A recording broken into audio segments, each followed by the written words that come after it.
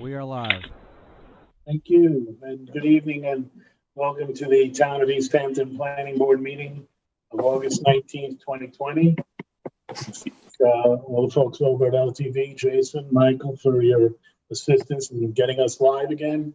And as always, to the Planning Department staff and Planning Board staff for getting us all the documents we need and all the reports that we need so that we can again meet virtually.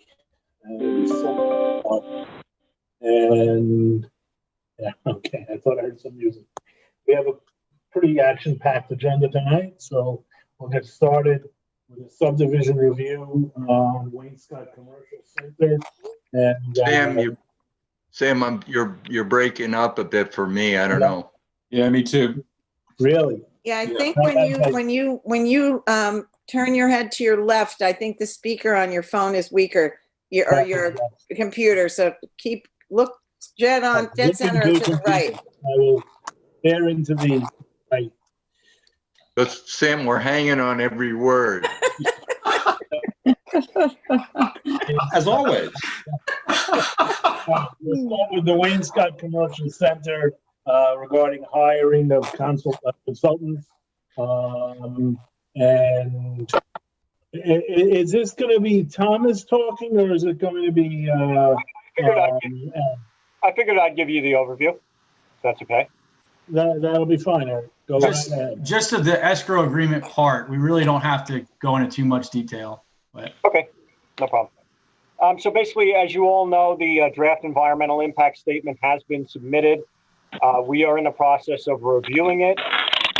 This board has discussed, and as the planning department has recommended, it would be invaluable really to have the services of, in particular, two different professional groups. One would be an engineer to review the traffic study component of the environmental impact statement, and the other would be somebody who reviews hydrogeological information, as they've submitted a very thorough. As well as a law firm to help us out with the SECRA legal aspects as well. Yes, I should have mentioned that as well.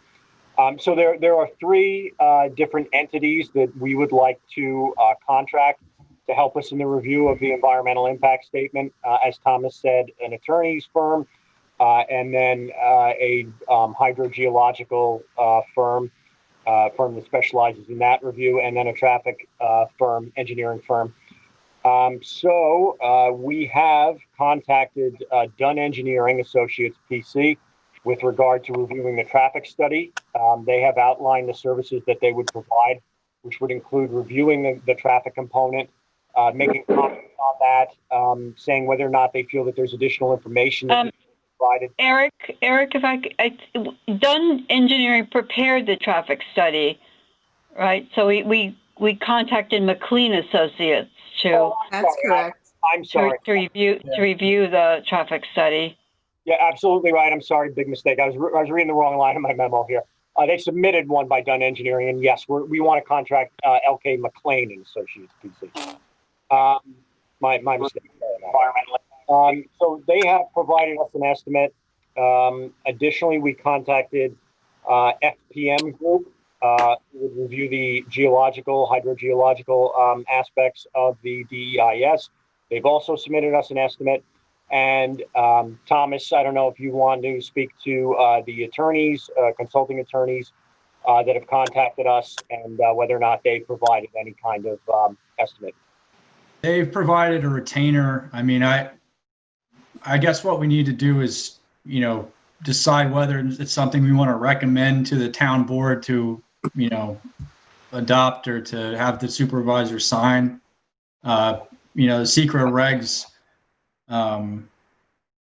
provide that we can hire outside consultants to speed up the process here and help us evaluate what is an extensive amount of material. So I think that's really all we need to do now. Yeah. And to clarify that, the hiring of those individuals is at the cost of the applicants, correct, Thomas? Right. Just want to establish that. So basically, this is just for the planning board to discuss this and determine whether or not you want to do that. I think that the board has indicated that they did want outside professionals, at the very least on the traffic and the geological aspects. But basically, that's your discussion for tonight. There's nothing new submitted with this application. It's just whether or not you want to hire these outside consultants for help with review of the environmental impact statement. And I just want to make sure that all the board members, you've all gotten the EIS, correct? I'm looking around at the. Yes. Yes, All right. Hey, you. This is, I think it's safe all to say- 985 pages of it. Yes. It's the biggest, in my experience, it's the biggest EIS I've ever seen. It's 900. Is it 985? No, it's 895. I reversed the numbers. I didn't see it. Well, It's 895, yeah. 980. It's the biggest one I've ever seen. And the point is that the issues that are raised and the things that the experts that we have, as well as having counsel specifically for this, I think are very important. It's an enormous parcel. It's 70 acres. It's at the entrance to the town in Wayne, or near the entrance to the town in Wayne, Scott.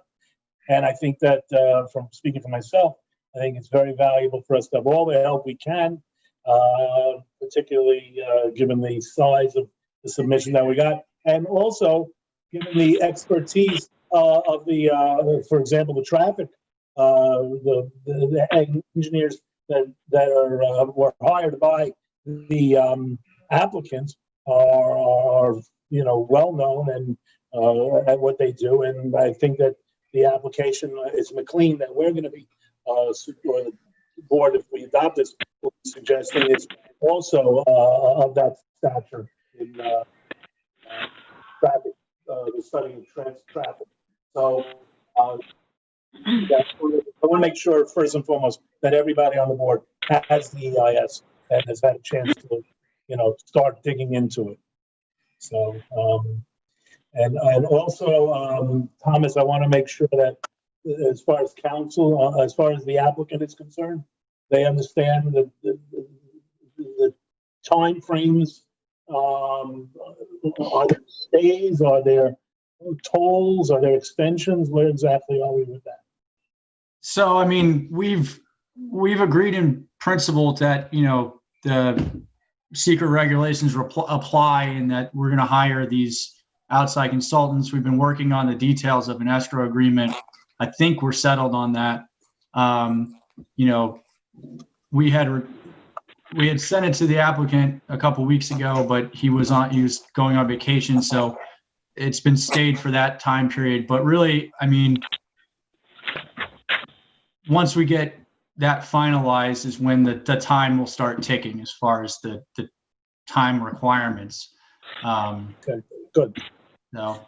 As long as we're all on board with that, that's fine. Yeah, Should make sure. Okay.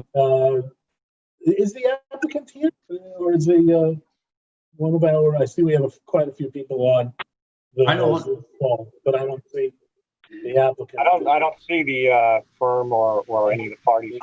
I don't see him, but I discussed it with him. I sent it to him Monday as far as the escrow agreement. I think, we can really just decide whether or not it's something we want to recommend to the town board and move on to our other topics. All right, so Couple Randy, of you're the committee on this, so why don't you take over? Okay, so I just I read through it and it looks very good. A great, a great tool for us to use. I had a question. There's a section in there about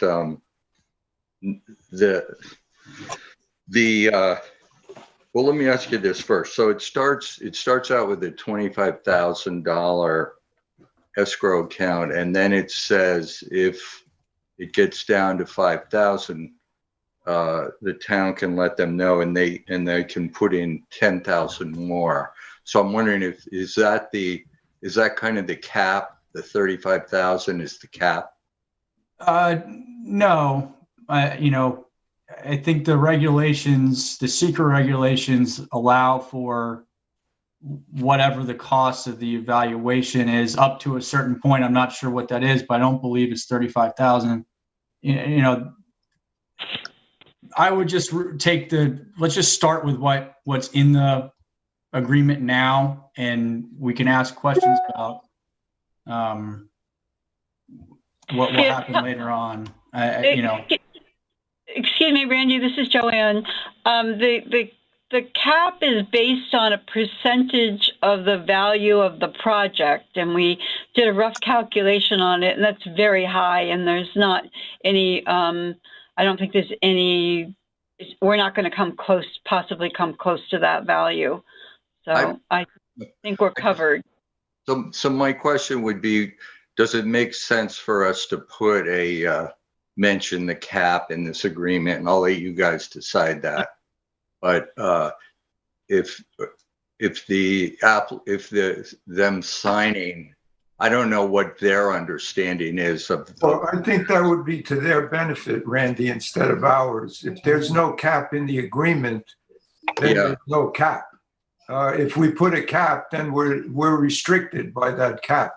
It shows me that this is kind of like an evergreen retainer, where when a lawyer gets hired and they have a retainer of $10,000, let's say, to start, and they knock it down. But I don't think these are questions that are appropriate for right here and right now. I think it's the overall, who are we retaining? Do we have any questions about the work that they're going to do? And do we think that it's sufficient? The dollars and what's going to be paid and how it's going to be paid, we're the beneficiaries of it. And I don't think it needs to go beyond that. Well, secret, as Joanne has articulated it, secret determines there's a formula. So, I mean, I don't think we have to refer to it at all. It would seem to me. I don't know. I think it's mentioned in the agreement, but it doesn't put a number to it. That's fine. I think that makes sense. If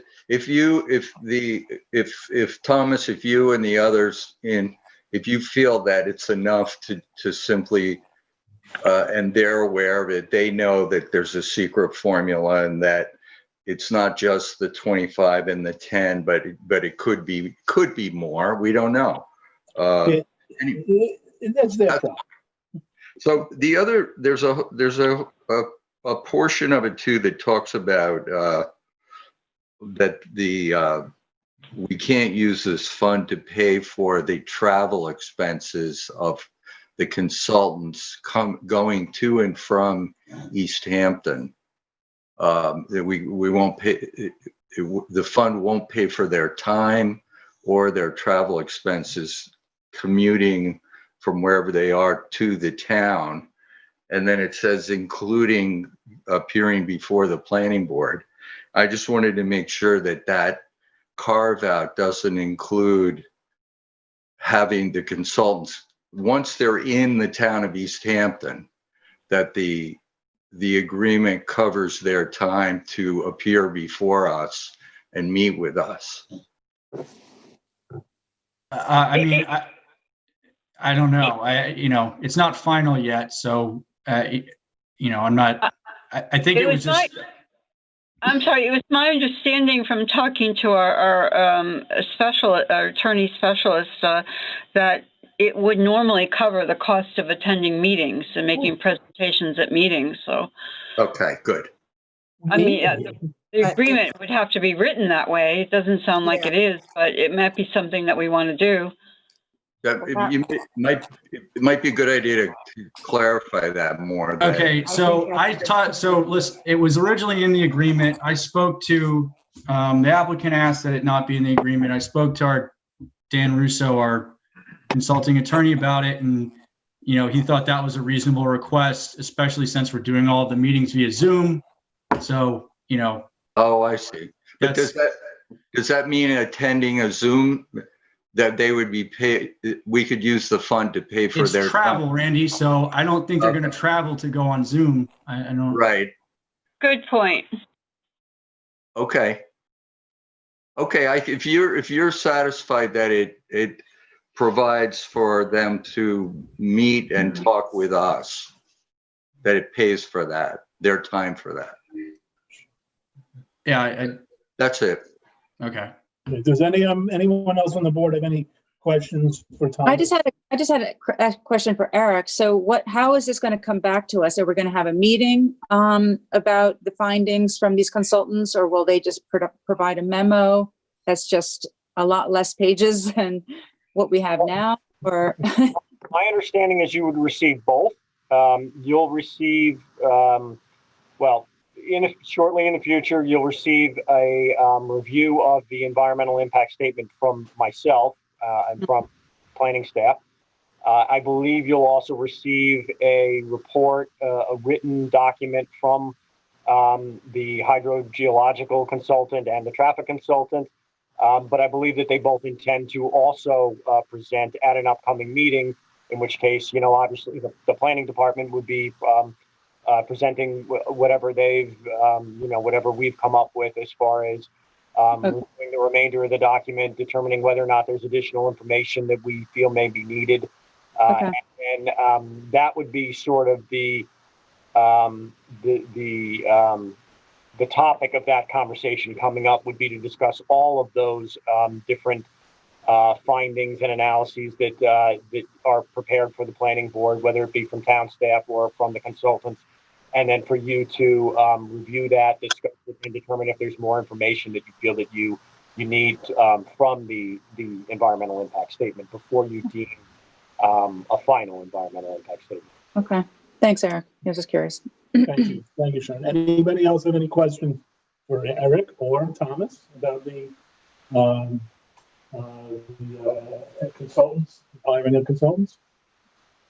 If not, then I don't think we have a resolution. Do we need a resolution or anything on this? I would just say, do you recommend it to the town board or not? Does anyone object to the recommendations that the town enter into these agreements on behalf of the planning board? No, not at all. No, Anyone? let's do it. Go forward. Go forward. Okay, very good. Thank you. Now we'll move on to T-Mobile Northeast LLC at Home Sweet Home, Personal Wireless. And Marco, you're the lucky reporter on this. Do we have the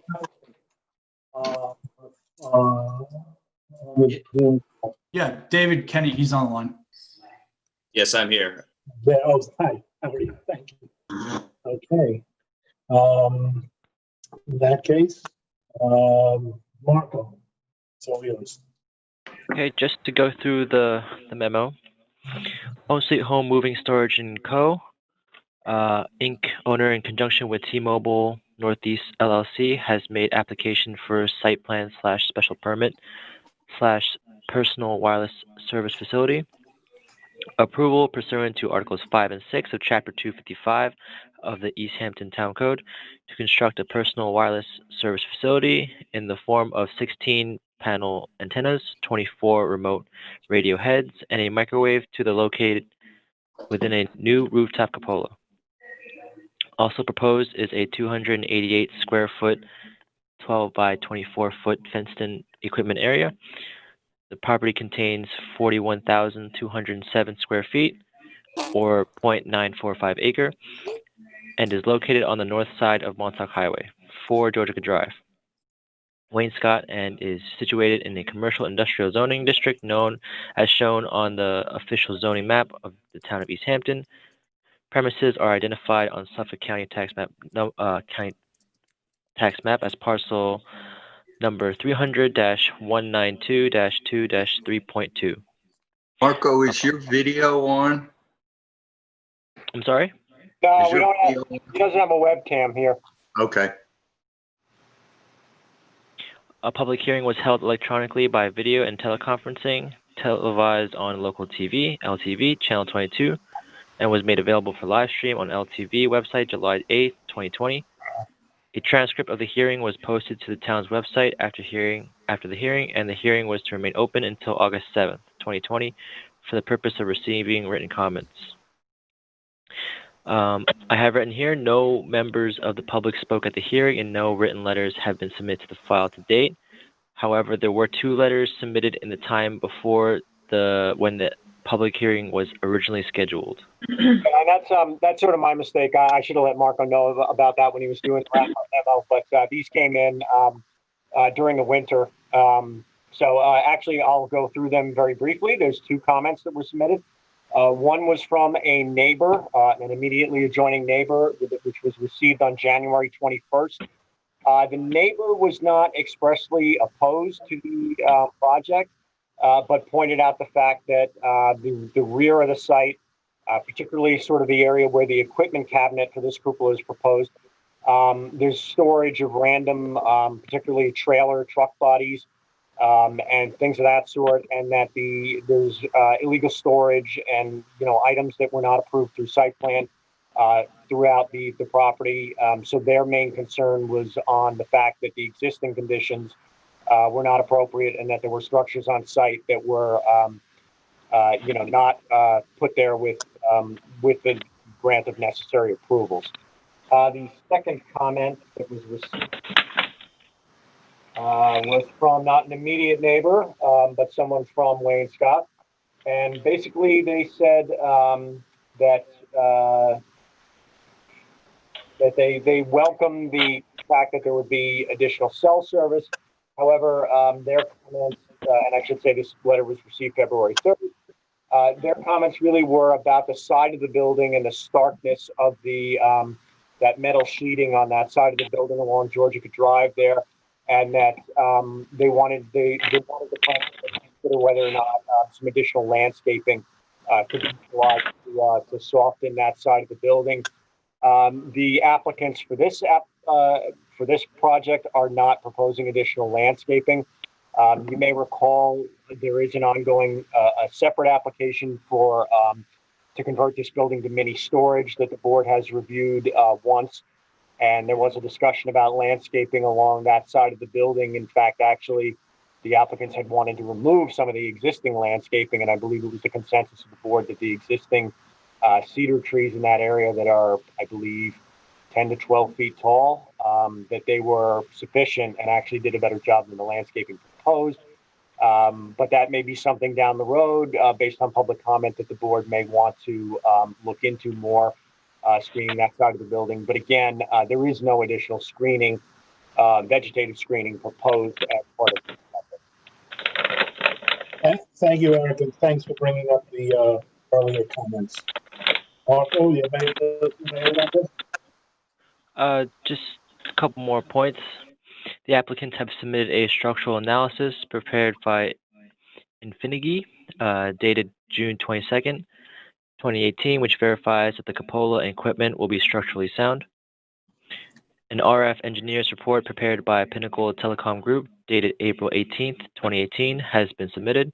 It appears that the proposed electronics are in compliance with all applicable FCC regulations. Comments from the fire marshal dated July 24, 2020 have found the submitted information sufficient and no further review necessary. Conditions of approval are approval from the ARB. In conclusion, provided the board agrees, the application is ready for approval. Thanks very much, Marco. Is the applicant among our participants? Yes, I'm here. Again, I apologize. Okay. Go right ahead. So just to clarify about the landscaping. So there was a comment from this board at previous meetings that we would provide some landscaping around the base of the ground equipment that I'm showing on the screen here. So this is the red cedar trees that were previously requested from the board. So we are putting screening around the proposed ground equipment. And I believe this is also the area that was complained of where there might be a storage of vehicles. So by locating the ground equipment here and putting this here, we'll be cleaning up this area. And I believe there is another application for the property owner not related to this particular application before you. And they will be proposing some additional infrastructure around here that would clean up that area. And they have a separate application before this board.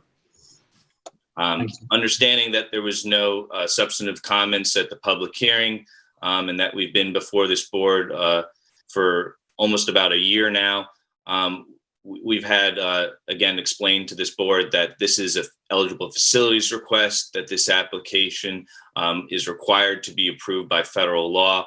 We did accommodate the public hearing to make sure that the public at least had their ability to have a say-so. And we believe that the application is complete and it's ready to be approved. Okay.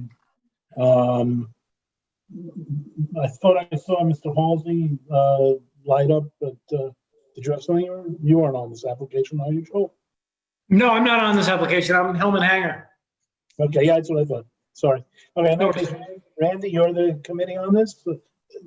It's the Randy show tonight. Yeah, no, I should have preceded it. I think if you don't like Randy, change the channel because you're going to get a lot of Randy tonight. Randy, Who doesn't like Randy? If you like Randy, It's impossible. How can you not like Randy? You're not like Randy. No, but you're going to, oh, you Randy fans, tonight's the night. If you do, That's the spirit. if you do like Randy, send money. No. That's probably improper, but go right ahead. You know, So you're on, Randy. I think I agree. I don't think there's much to say. I think the applicant's been cooperative. It's a good location for this. They've concealed it, and I think it's ready to approve. I just want to, before I throw it out to the board, I live not far from this application, not as close as one of the members of the public, but it can be, I've been on the site more than once. I was there just last week. There was a truck or something in that area that was just pointed out. It can be, and often is, a mess. It is not, you know, if it weren't for the fact that you have this other application coming down the road, I might, you know, find more fault with it. I'm hopeful that a new application is going to clean up and finish up the physical shortcomings of the property, because it really is a mess in back. And I think we should recognize that. Maybe, you know, I don't know if it needs to be a condition of approval, but it's something that the applicant should be aware. And, you know, we need the cell phone service where everybody knows that, you know, there are dead zones, and particularly in this area. So for that, I certainly welcome it. But there's no denying that, you know, the site could really stand improvement. Sam, can I interrupt you for just a second? Mike says there's a caller on. They've been on for a while. I just want to see if it's who it is. Yeah, who might it be? I'll unmute that caller right now. Just a moment, please. Okay, thank you.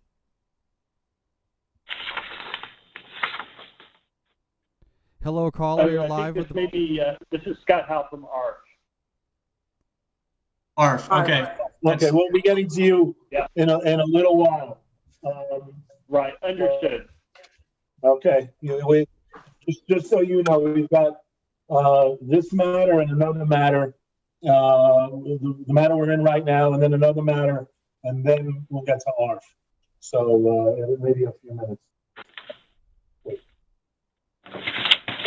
Chairman, I'll just say that your comments are heard, and I'll absolutely pass that along to the applicant and the property owner. I appreciate that.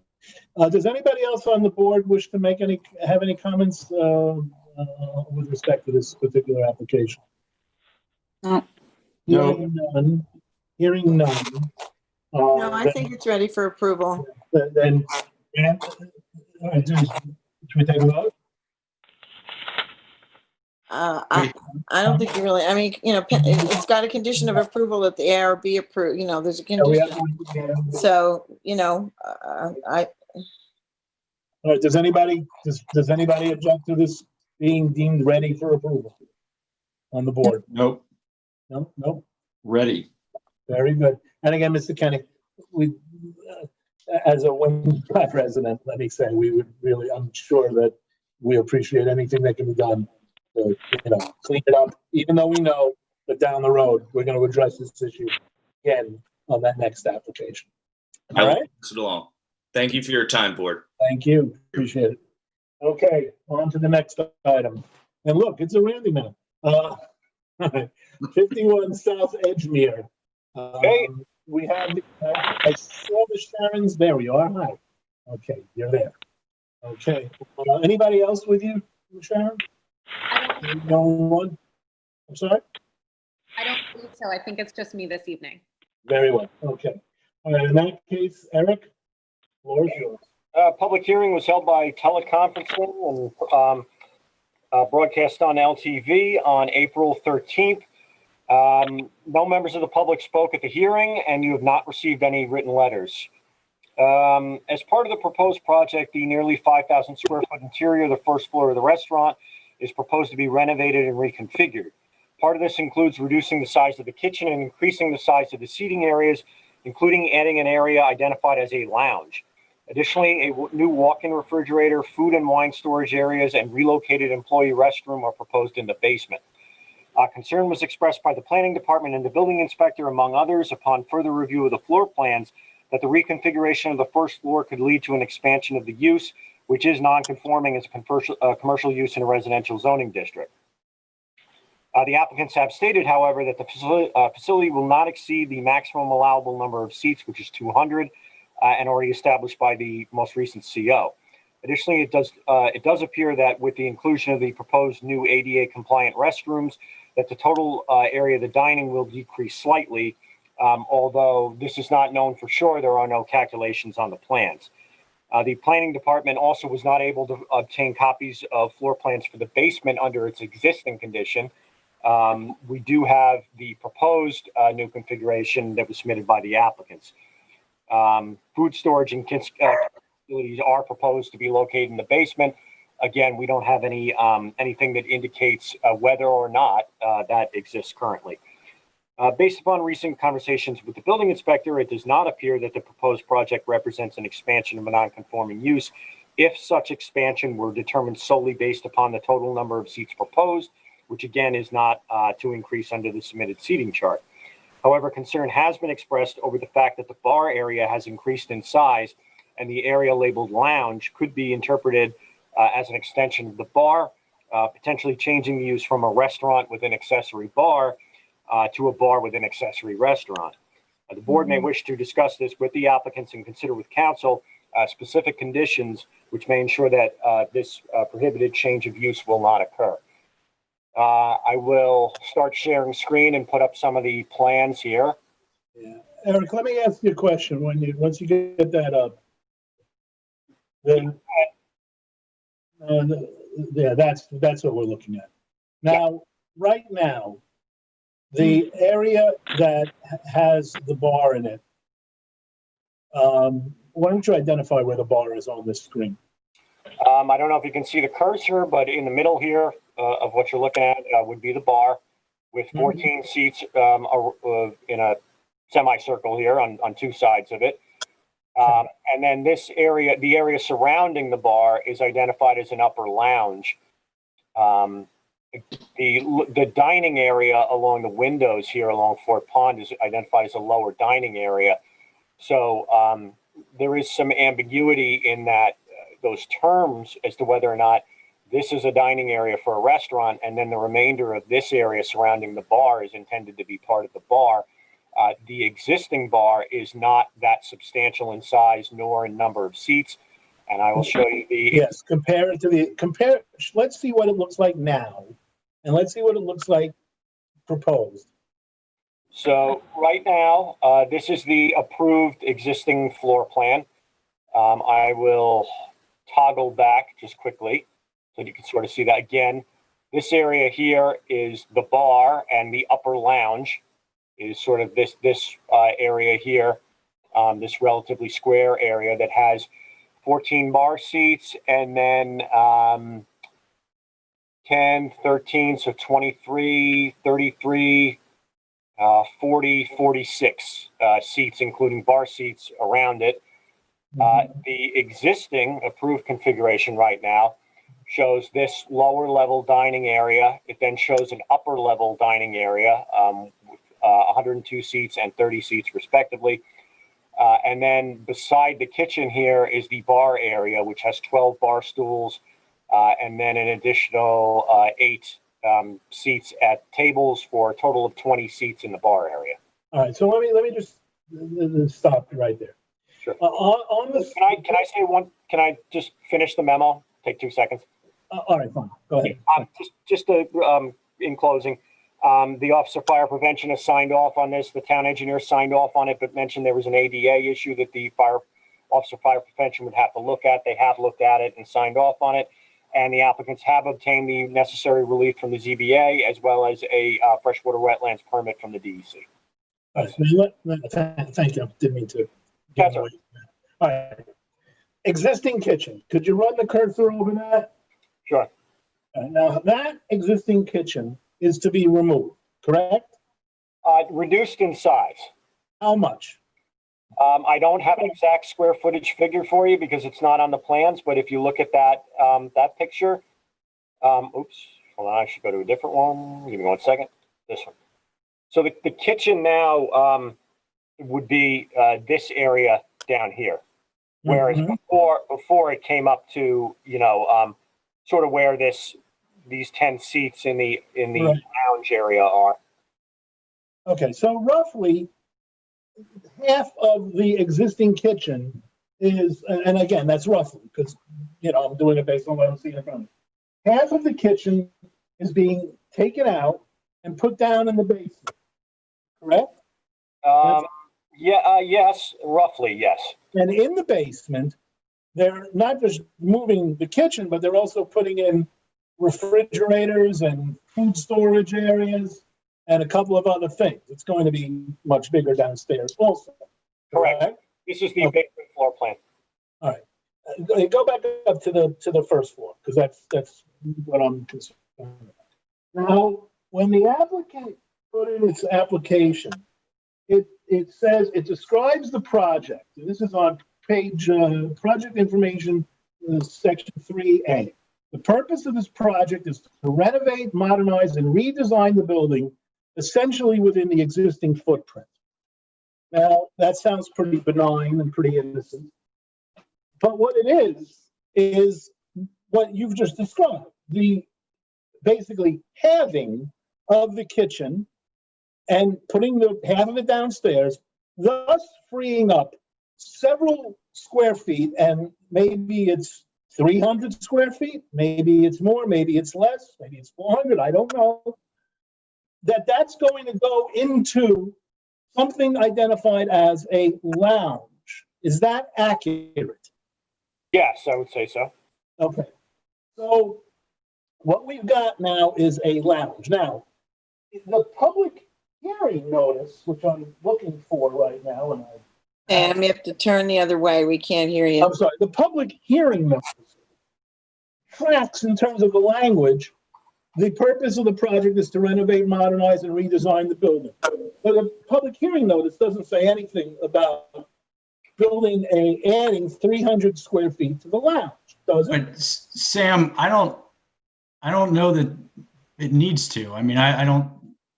To give adequate notice, it just needs to say what the application is, the date and time and place of the hearing. Okay, fine. How would somebody know that what they changed is, would somebody looking at this application need to look at the previous application, the approved plans, and compare them to this plan in order to be able to understand what's being done to change these two properties, to change the property from one thing to the other? Eric? Well, of course. If you were going to be comparing existing and proposed, you would need to be looking at both existing and proposed. And this application, the file only contains the proposed plans. Okay, so if somebody wanted to know, they would have to get the existing application, existing plans, and compare them. That's correct. And that wasn't included in the application. Correct.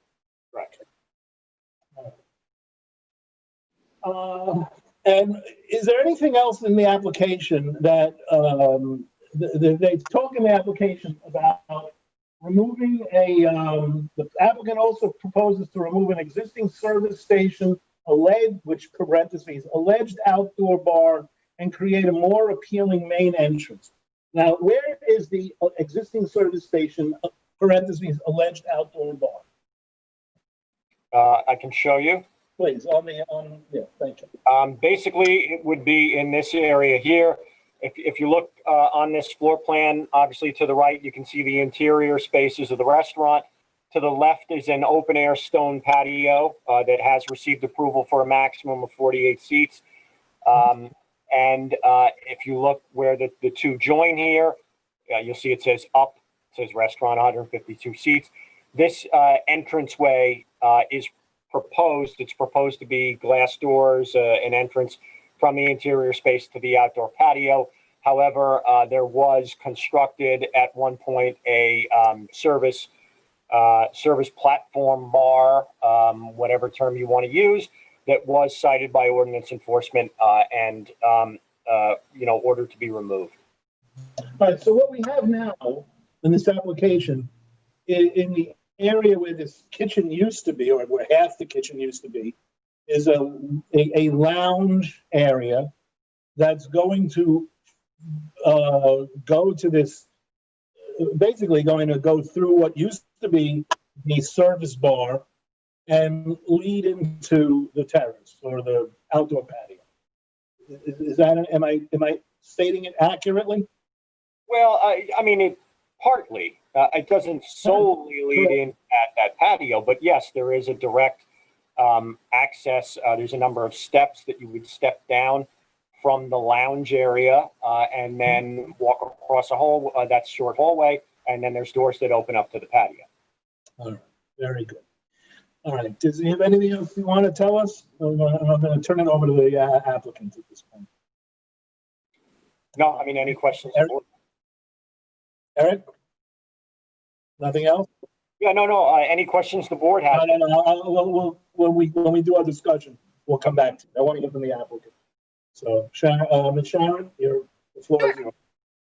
So I was surprised actually when this first cropped up and came to my attention that there was such apprehension just about the word lounge on the plan.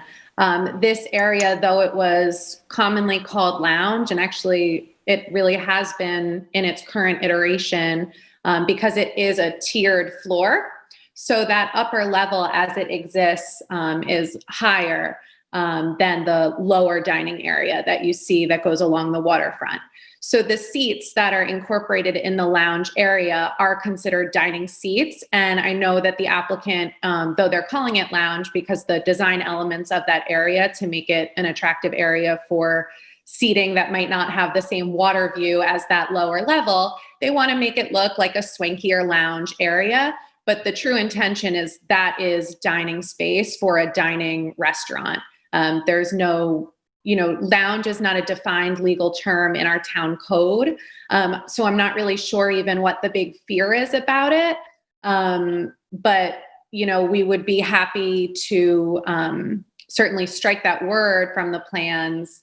And as far as the intent to, redesign the kitchen, they certainly want to make use of the basement. This area in the basement, I had submitted significant correspondence on it, has been used for kitchen and prep in the past. And there are existing conditions there that are displayed on the plans that show the large walk-in refrigerators, the storage, the prep sinks. So the applicant has the intention to continue using the space in that regard, but also make it a lot nicer. So, the true intent behind this is to make it a really feasible restaurant space. So they want to make use of, having newer appliances, having more storage, having wine storage. The restaurant concept is to be a steakhouse. As far as removing the illegal outdoor bar, we thought that was a huge bonus to the application. That was, an alleged illegality of the prior owner. So that's something that we knew we had to remove in this application. We weren't going to try to legalize that. In order to maximize that water view, they want that entry sequence for service to be, right along the patio. So as far as those things are concerned, I'm not quite sure what the big fear is because I don't see under the town code, how this could be perceived as an expansion. I would also note that the bathrooms that were along the interior of the wall where that outdoor bar is are being absorbed in the back of the area that is currently called lounge. So the lounge space that you're seeing and conceptualizing as being extremely expanded actually does not reach the exterior wall. So the lounge as it exists today, and I do wish that we had, the existing more perfectly laid out. Our design team is not local in the area, so they're not probably exactly used to the submission format that we're used to here. But that bathroom area is currently all lounge bar area, and there is a door that goes, open doors that go out to the street that would no longer be there. So currently you could have people accessing the bar, getting their drink, and standing on the patio in the front street side of the restaurant, which obviously we know doesn't really occur. So the idea that the lounge is becoming so vastly expanded is actually not what I'm seeing here. The record has been closed, so I really don't know if it would be appropriate to submit the exact square footage to alleviate any concerns.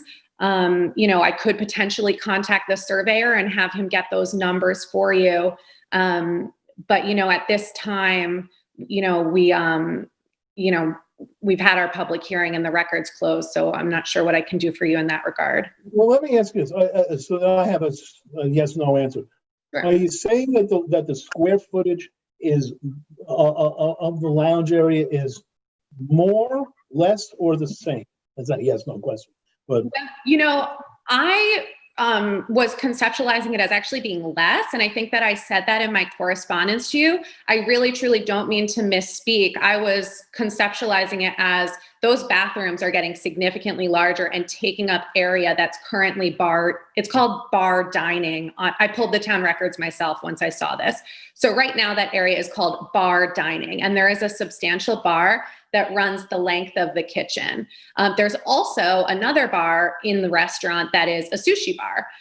So that obviously won't be there as well. So that area in my mind, I was conceptually thinking that it was actually decreasing.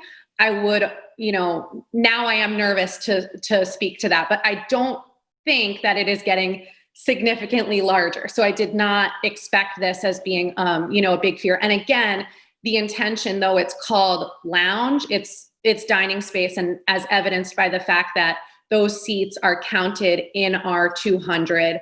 And just from a practical perspective, the trying to seat that upper area that doesn't have that water view, you're going to want to have that that's always going to get seated last. No one's going to want to sit there. You're walking someone to a table and they're going to say, hey, the table's open, I want to see the water.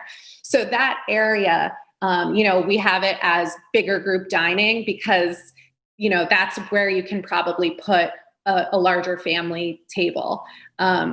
Most 2 tops or 4 tops are going to want their romantic evening on the water, I think. And let me ask you this. The application that you submitted, you didn't include the existing plans, did you? So the existing plans are supposed to be hatched on these plans, and admittedly, it is very difficult to see, and I did have to go through it very carefully myself, but the existing conditions, I think the design team, conceptualize it more as what's structural. So they have a key where items to be removed have a different little hatch mark than items that are existing. So it is admittedly very difficult to see. And maybe because I'm so familiar with this space that I didn't, I didn't realize that it was, difficult to see. My concern, I mean, look, having those plans obviously would have made it clear to somebody who's familiar with reading plans. My concern is that, the language describing it as a renovate, modernize, and redesign. I mean, you're taking a half a kitchen, you're moving it downstairs.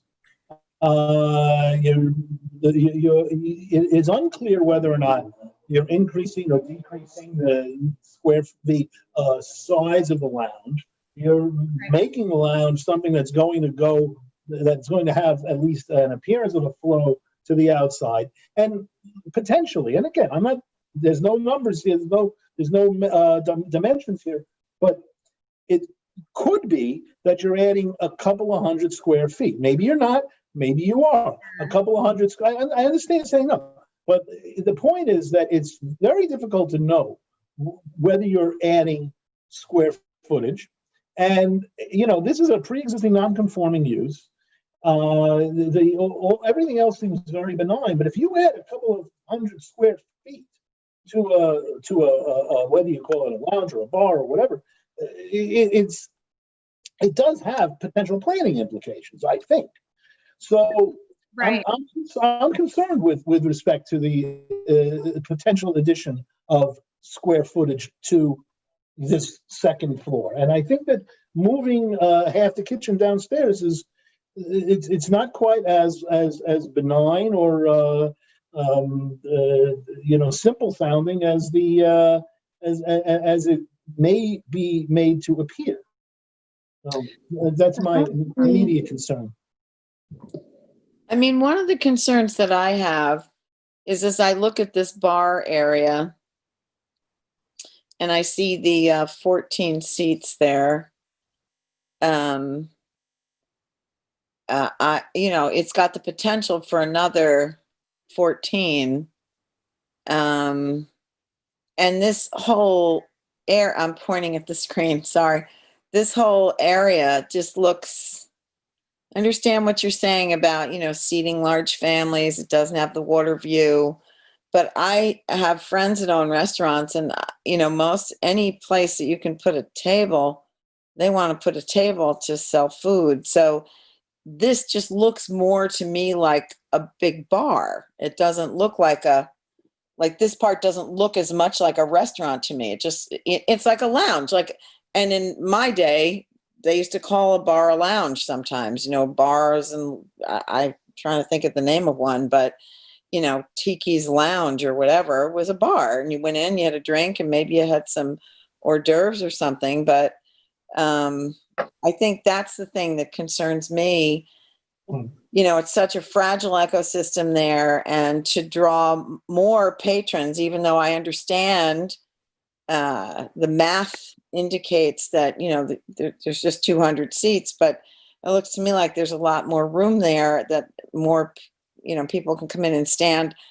I haven't had any success in understanding what the present CO permits in terms of occupancy. I know that's the area of the fire marshal, and whether this would, my concern is that it would encourage people to stand around in there, to stand at the bar, wait for a drink, wait for a table, whatever the kinds of things that you do.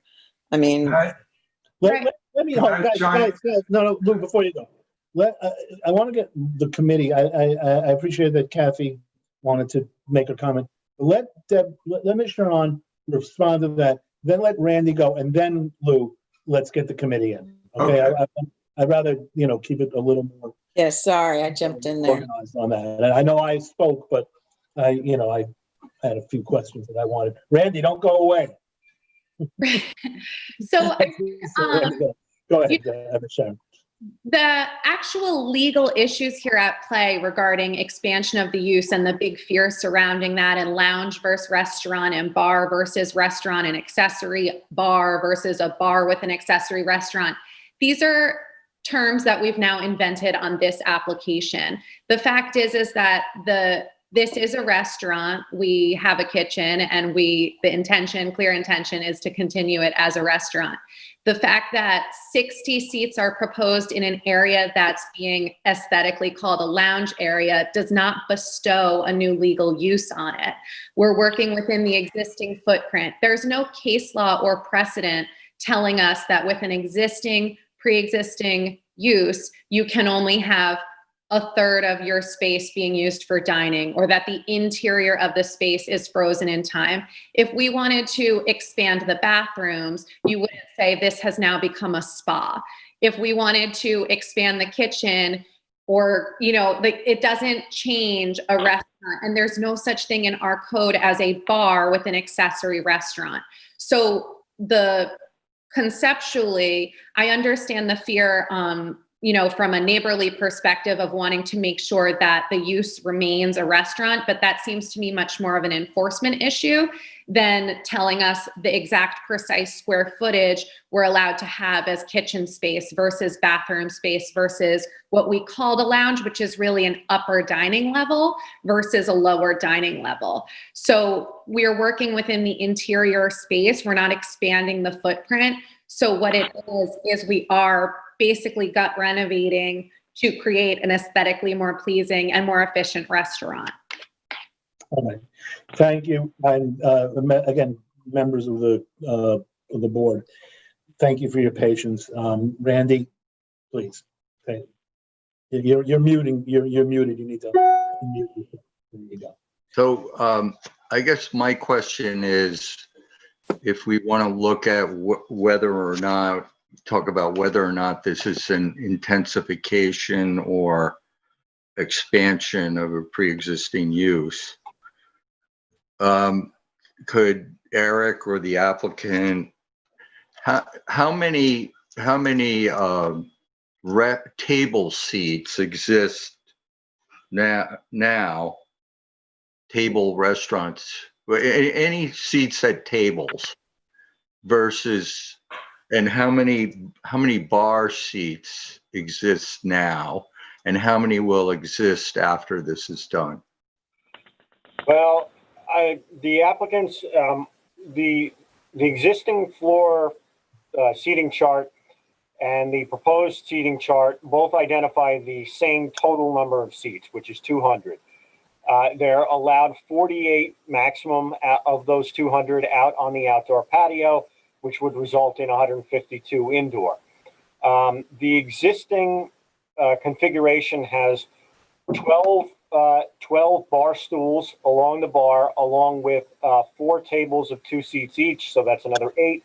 So 20 in the bar area under the existing configuration, with 12 of those being at the bar as bar stools.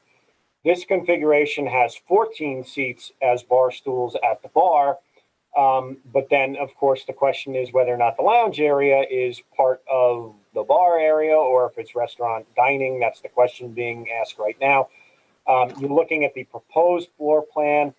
Under the existing, if you look right here where the bar area is, it's pretty obvious under that configuration that there's 12 bar stools and then there's 4 tables with 2 seats each. That bar area is very much enclosed, definitely more than the proposed configuration. So that's showing basically 20 seats, and it even says bar 20 seats. So it's identifying a total of 20 in the bar area.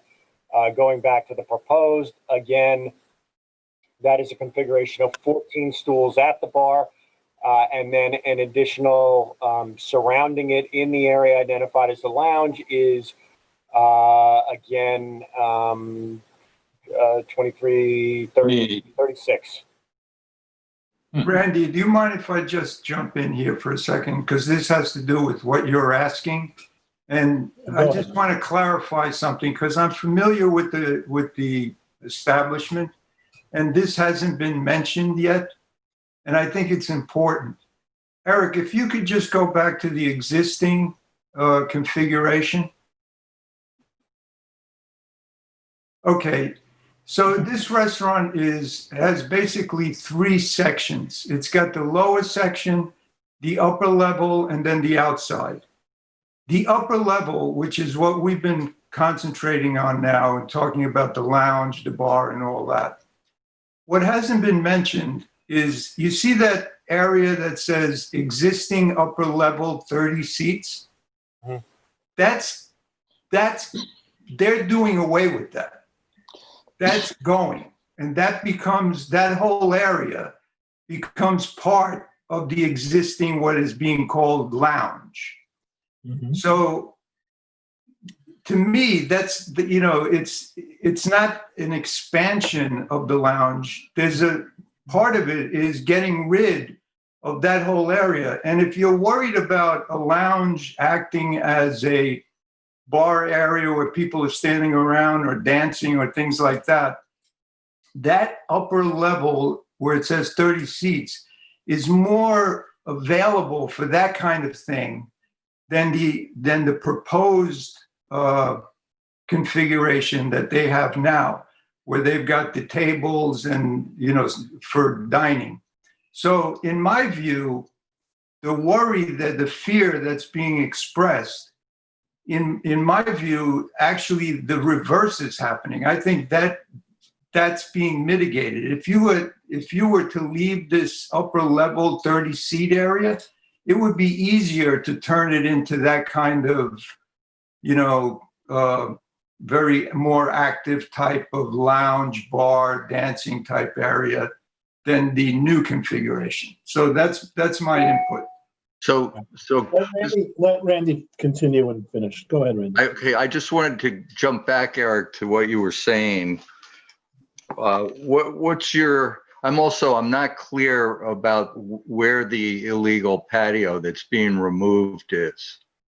It's not an illegal patio. The patio is legal.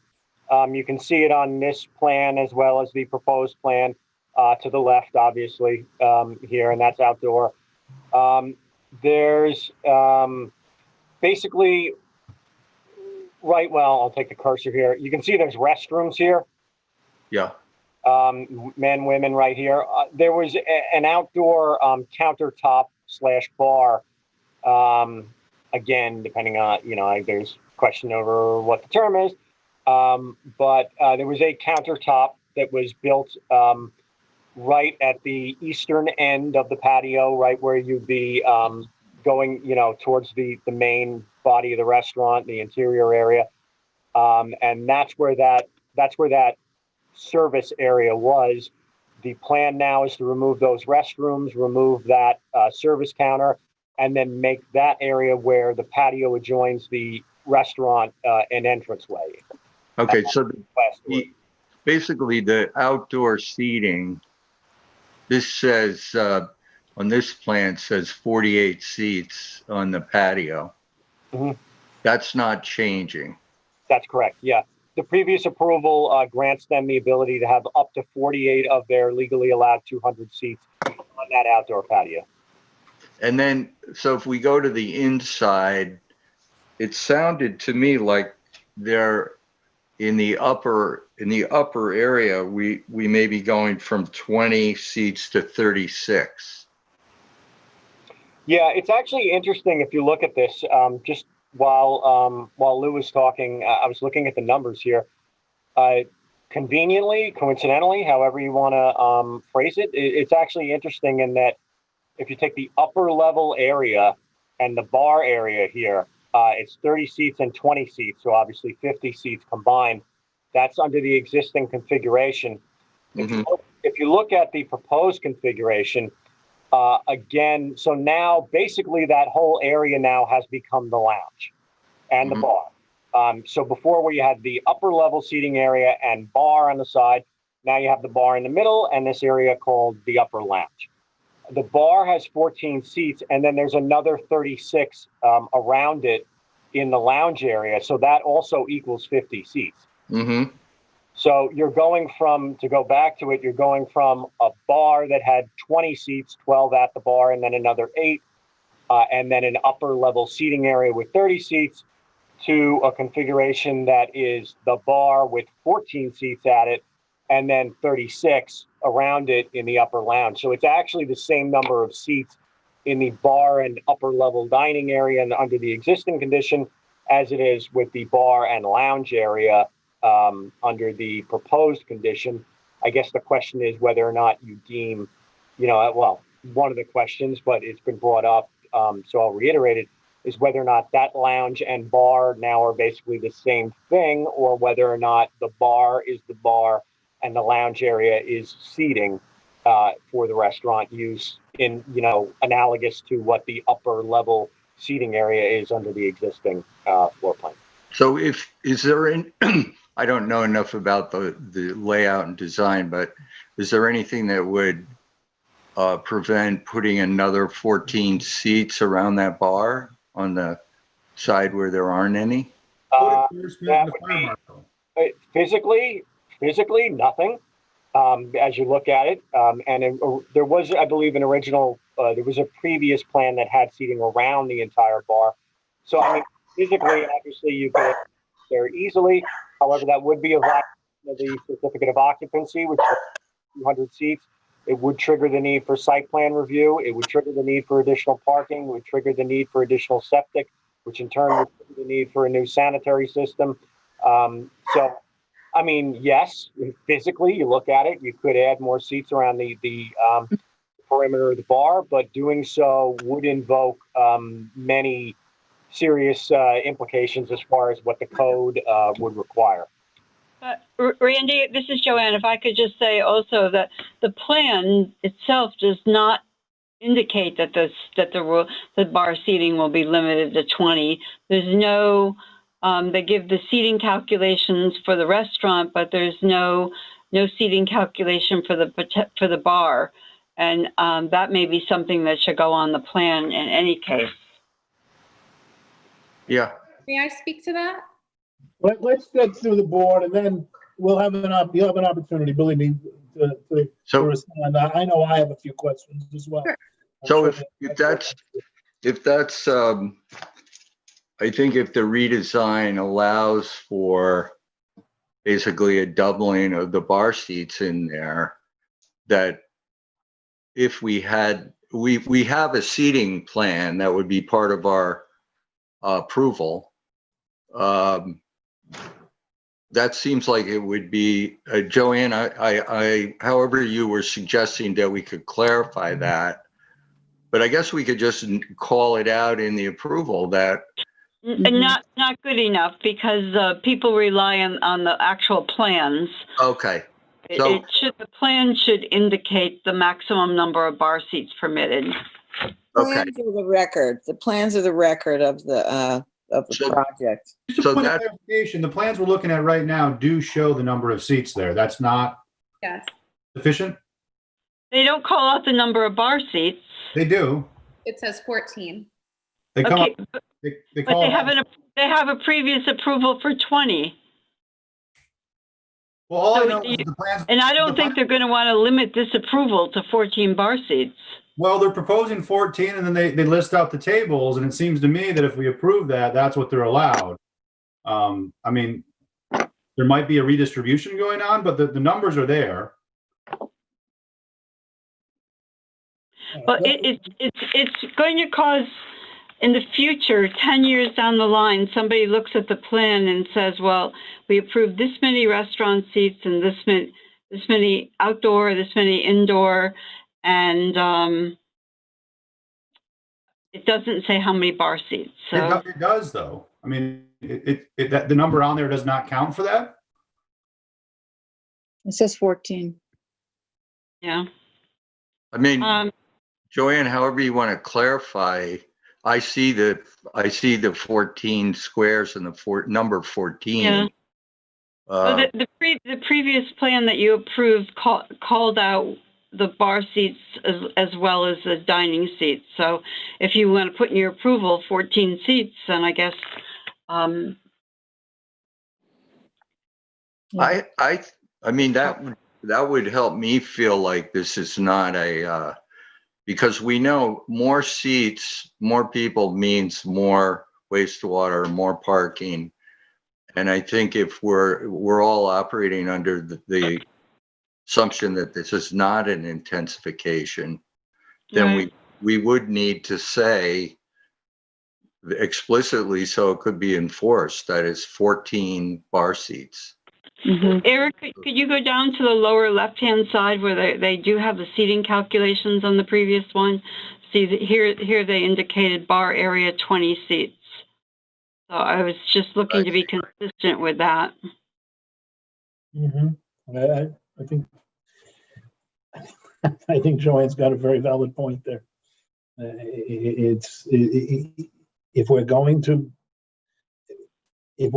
have a specific number of bar seats that are being represented on these plans, then, I want it specified. I think it should be specified. Randy, continue, please. Okay, that's really all That's it? I have. All right, good. In that case, all right, well, last time I started with that. So Aaron, Yeah. if you would. Yeah. No, I mean, that's really the biggest issue. If we just want to clarify the bar stools, I don't see this as, I think Lou has a good point. I know exactly the area that they're, reconfiguring here, and that, where the existing 30 seats in the past was like a big open area, and the bar spilled out into that anyways. So I think I agree with Lou with just adding more, tables and less space for people to mingle. It's going to take care of the possibility of, a lot of people standing around. So, if we clarify the bar stools and make sure that's clear in the plans and in the approval, I'm okay with the way it is. Okay. Randy, you've spoken. Kat, it's hard to remember the table now. Kathy, I think you'd be next. I would just like to know what the occupancy is, the maximum occupancy is, because I feel as though, even though there are 20, I also want to make sure that this is the plan of record. So any enforcement that occurs is going to be measured against what's been approved. And if, Joanne, if you're satisfied with this, then I am, but I would like to, if you're not, I would like you to speak up. I am concerned that there'll be a lot of people standing at this bar in the areas where there are not seats.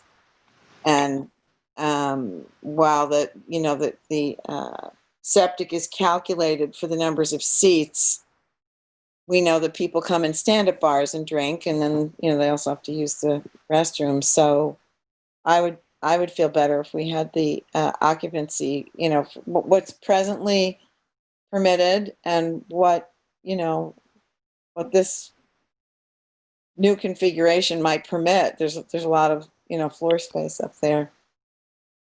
Well, if the fire marshal would be the one to calculate that. I would also recommend that where it says upper lounge, that be clarified to be upper dining area.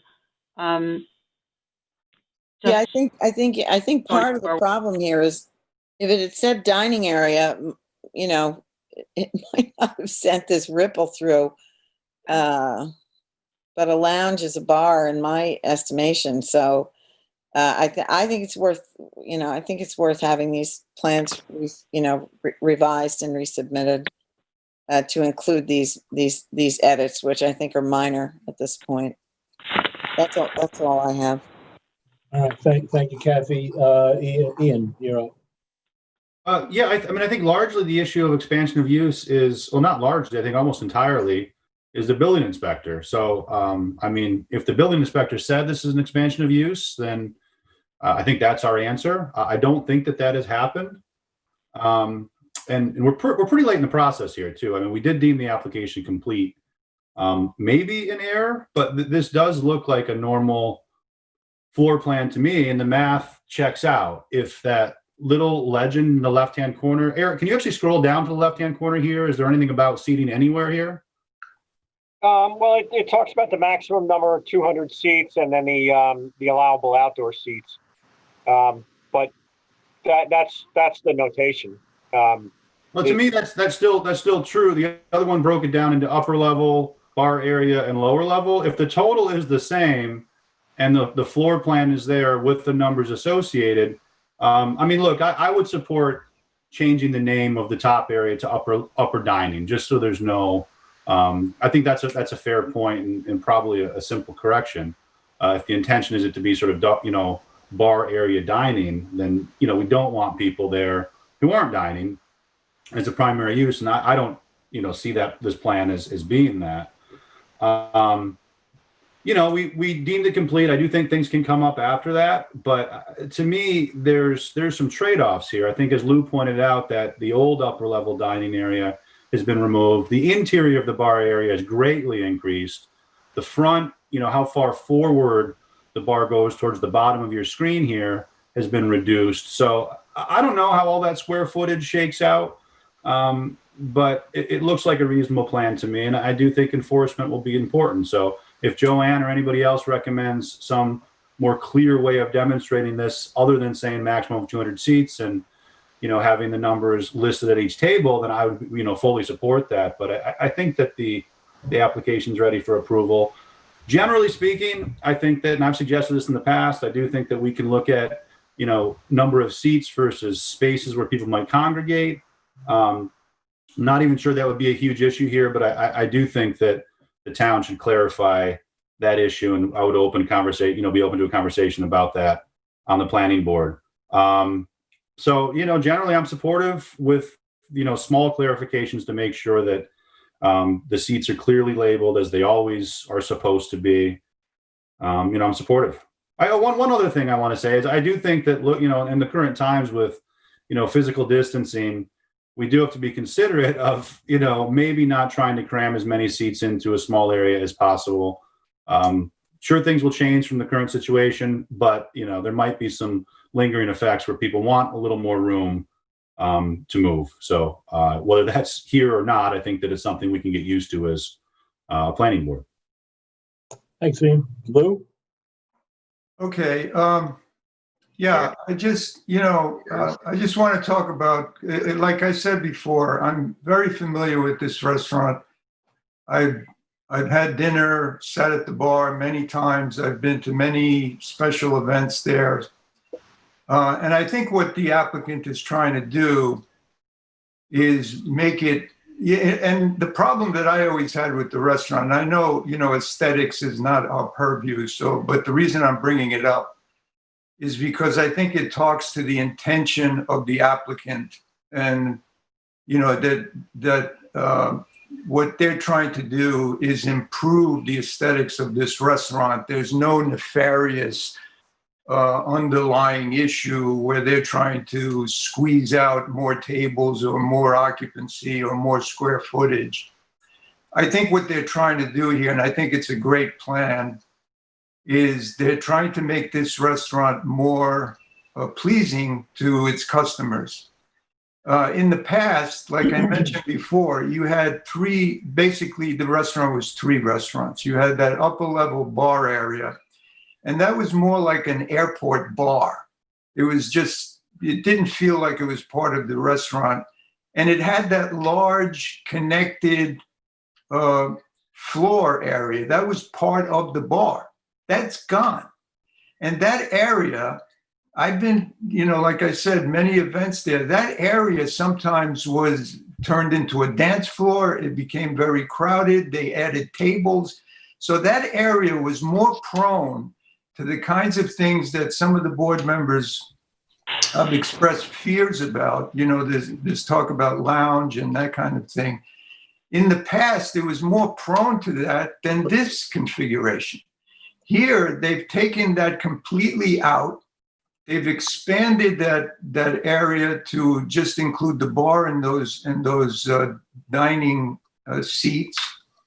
And it's also gotten rid of those bathrooms and made them larger and had that exit that goes out into. I mean, it's so much better, and that lower level takes better advantage of the view that you have there. So again, I think they did a great job in reconforming this, and I think they did it so that it gives a better experience to the dining public.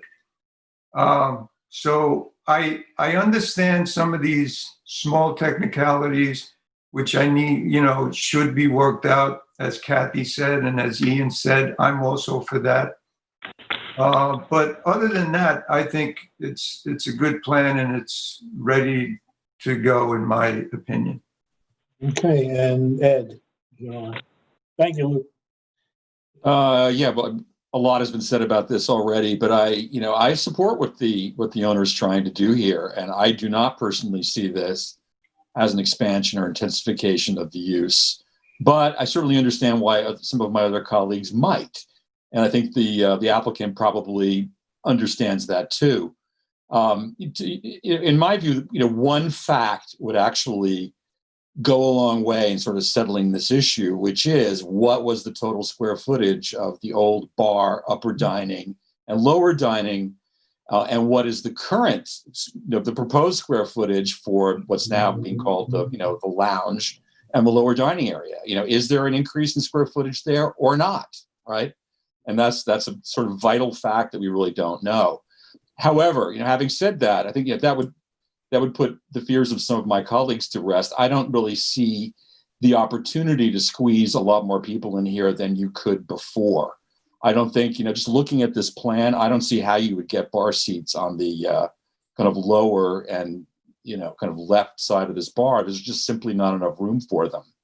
So, I think there's a matter of semantics here. I don't really see,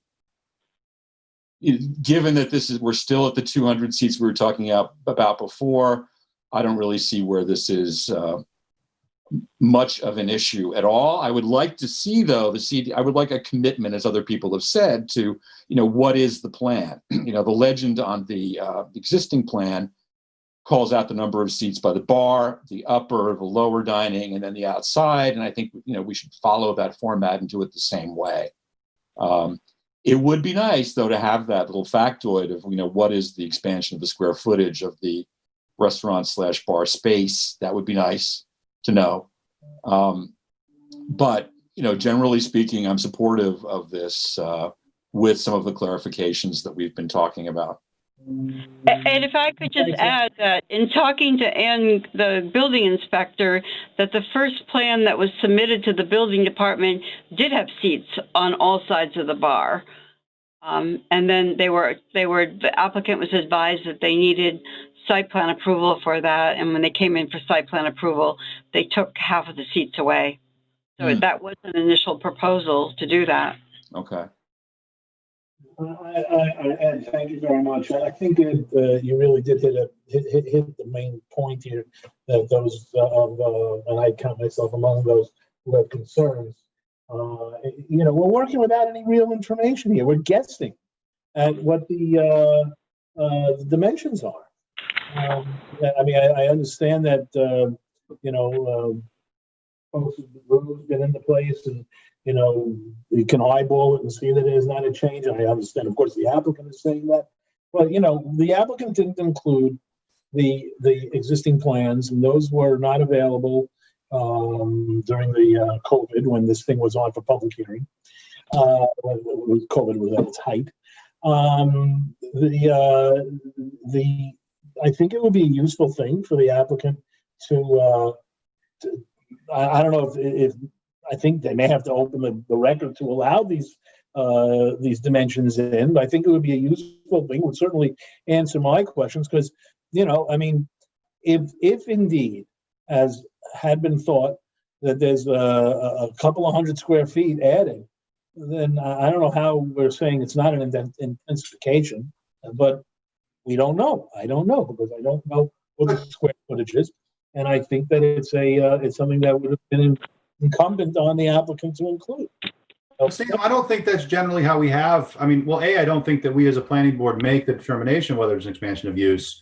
And B, I don't think it has been an issue of just the amount of space. There's other cases where people have areas where people are entering or waiting or something, and we don't determine that is an expansion necessarily. So, well, this isn't pre-existing non-conforming use. No, well, I'm talking in other cases that the equivalent situation, and I think the planning department would back me up on that. That there are times when there's a pre-existing non-conforming establishment, and there might be a little more physical area, but the seats aren't changed, the layout, the seating basically is not changed, and we don't consider it that. Yeah, but the square footage determines septic and so forth. There are other parking and whatnot. There are other. Well, seats are really the big determining factor. Our code allows for us to use areas where people would congregate, also to determine parking and other things, but we traditionally have not used that. Right, but I'm talking mainly about the septic here. The septic, Well, I think the septic is based on seats, though.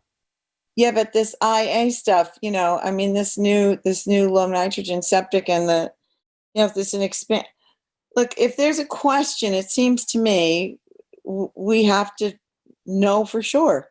Well, what I'm saying is that, and Eric or Joanne, you can please correct me if I'm wrong, and I could be, but there are times when the equivalent situation has happened where somebody keeps the number of seats, there's a small area added for whatever convenience. We have not considered that an expansion because the code largely speaks to seats, and that's largely what we've used to determine, that You see, fact. Lee, that's where I think this is different. Okay, what we've got here is a substantial change in the existing first floor. They're removing half the kitchen and putting it in the basement, and they're enlarging the kitchen down in the basement. They're putting in a lot more things. That's the starting point. The point is that there is a considerable amount more square footage available now on a use that is undefined. The applicant said that, they were creating the definition, get the exact words. But the point is that, there's a lot of doubt, or at least room for doubt, about what exactly is going to remain once that half a kitchen disappears. And my concern is that if you have a lounge or bar or whatever it's called, which doesn't have seating, that you're creating potentially septic issues, parking issues, and other things with which the planning board should be concerned. So, no, Sam, I get it, and that we've been concerned about that before. I just want to treat the application consistently, as we have the others. I also think that it's worth saying that part of this is on the planning board because we did deem it complete, and I think the information we're asking about is predominantly reasonable. But we listen. We could deem it complete and continue to look at the thing. We got 7 sets of eyes looking at it. And if we look, I mean, why bother determining why bother doing what we're doing today? If it's complete, then that's it. Well, this is a pretty basic fact, though. What the layout is, and is it an expansion? I mean, if the building inspector hasn't ruled on that, we were, I think, in error not to ask if it's now an issue. And I mean, has the building inspector ruled on that? I don't know. I don't think so. We don't have any. We've never been given the information about whether or not the available space for bar and restaurant is larger than it was. Yeah, it's just a matter of getting the dimension. That's the one thing we need to know. Yeah. Can I ask a question? That's why I agreed with what Ed said. Can I ask a question, Sam? Please go ahead. Yeah, go ahead. So, just maybe this is a Joanne, Eric, or Thomas. So we're going along with this 200 200 seat cap. Is that cap from the fire inspector, the fire marshal? And no, I don't believe it's based on occupancy. It's based on previous site plans, site plan approvals, what was existing. Again, it is a non-conforming use, so I believe that it was established in previous site plan and then reinforced by the subsequent certificate of occupancy that the maximum number of seats that would be allowed here would be 200 based on what was legally pre-existing, what was determined appropriate during that site plan review. So I don't think that number is based off of maximum occupancy. It's based off the historic number of seats in the facility as determined by previous site plan review. Okay, so that's a pretty solid. That's the pre-existing non-conforming cap. What they were doing legally when the zone changed, or before zoning, that 200 is probably pretty solid because we have had that whole issue where the liquor license says 500 or whatever. But it sounds like that 200 number is pretty solid. So yeah, that's it. Right. Let me, if nobody else on the board has anything, I'd like to give Ms. Sharon a opportunity to respond. I know there's been a lot to digest here, so, Ms. Sharon? Yes. So Before Sharon says something, and you know, I didn't want to go into speculation, but maybe Sharon can address this. And I agree, we should get the square footage. You know, why not? We should have that number. But Sharon, it seems to me that in the plan that we're looking at, the bathroom is in that area that is now the entranceway or the area that flows from the interior to the exterior. Yes. That is where the bathroom was. That was the size of the bathroom. Look at the size of the bathroom now, down here.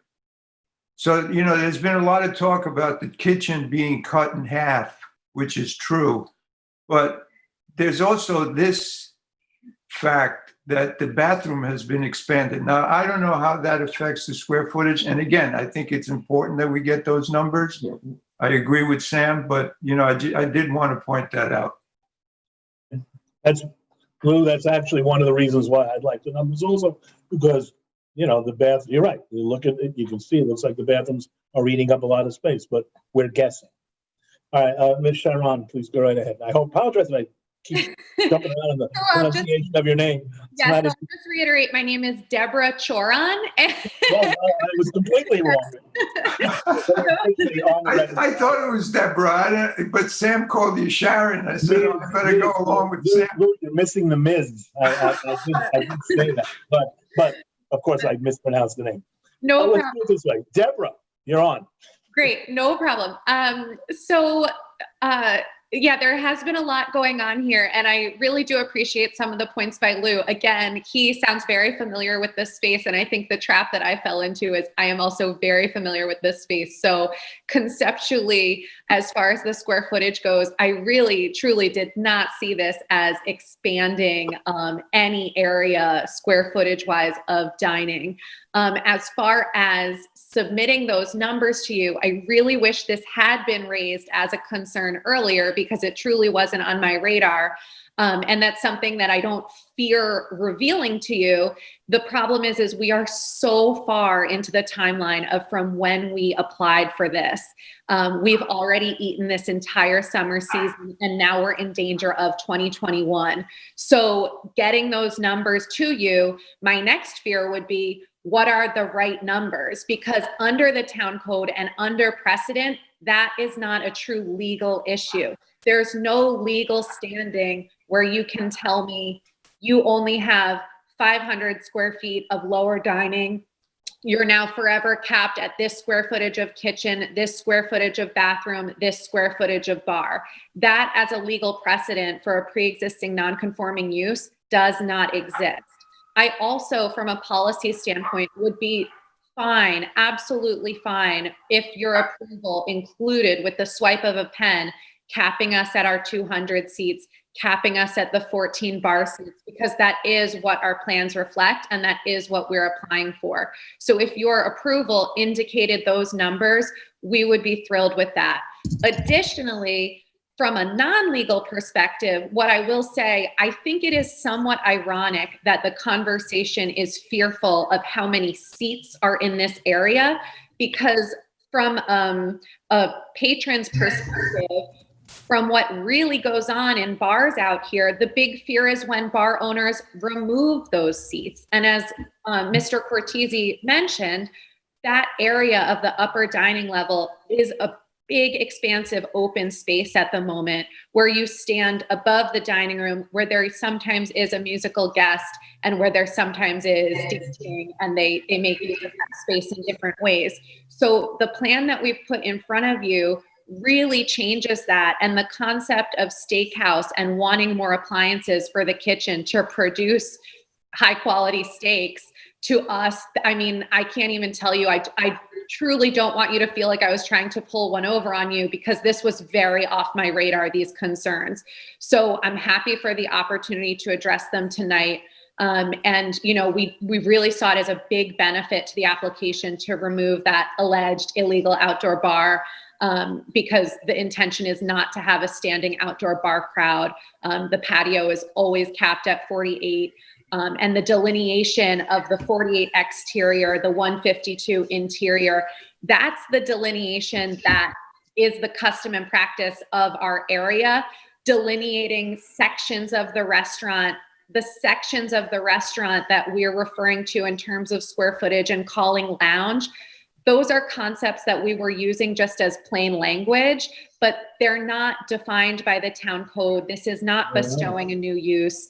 So, I hope that your fears have been put to rest. And frankly, the issue of square footage is kind of far field at this point. So, we would be thrilled if you would, in your approval, include those conditions and move it forward.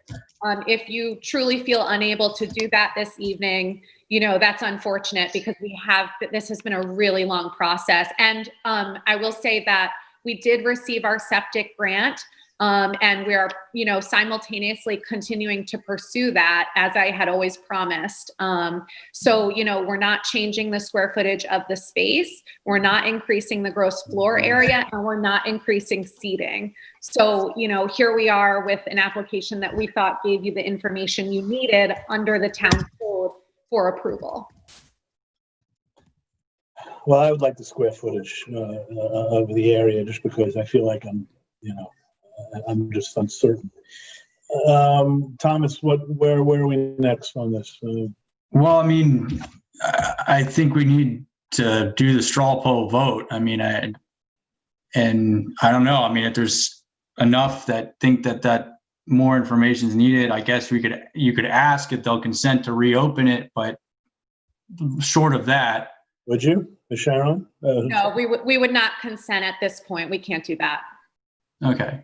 So then, I would add, Thomas, that we could condition the approval on submission of a revised seating plan, relabeling the area, the lounge area, as a dining area, and giving the maximum number of bar seats.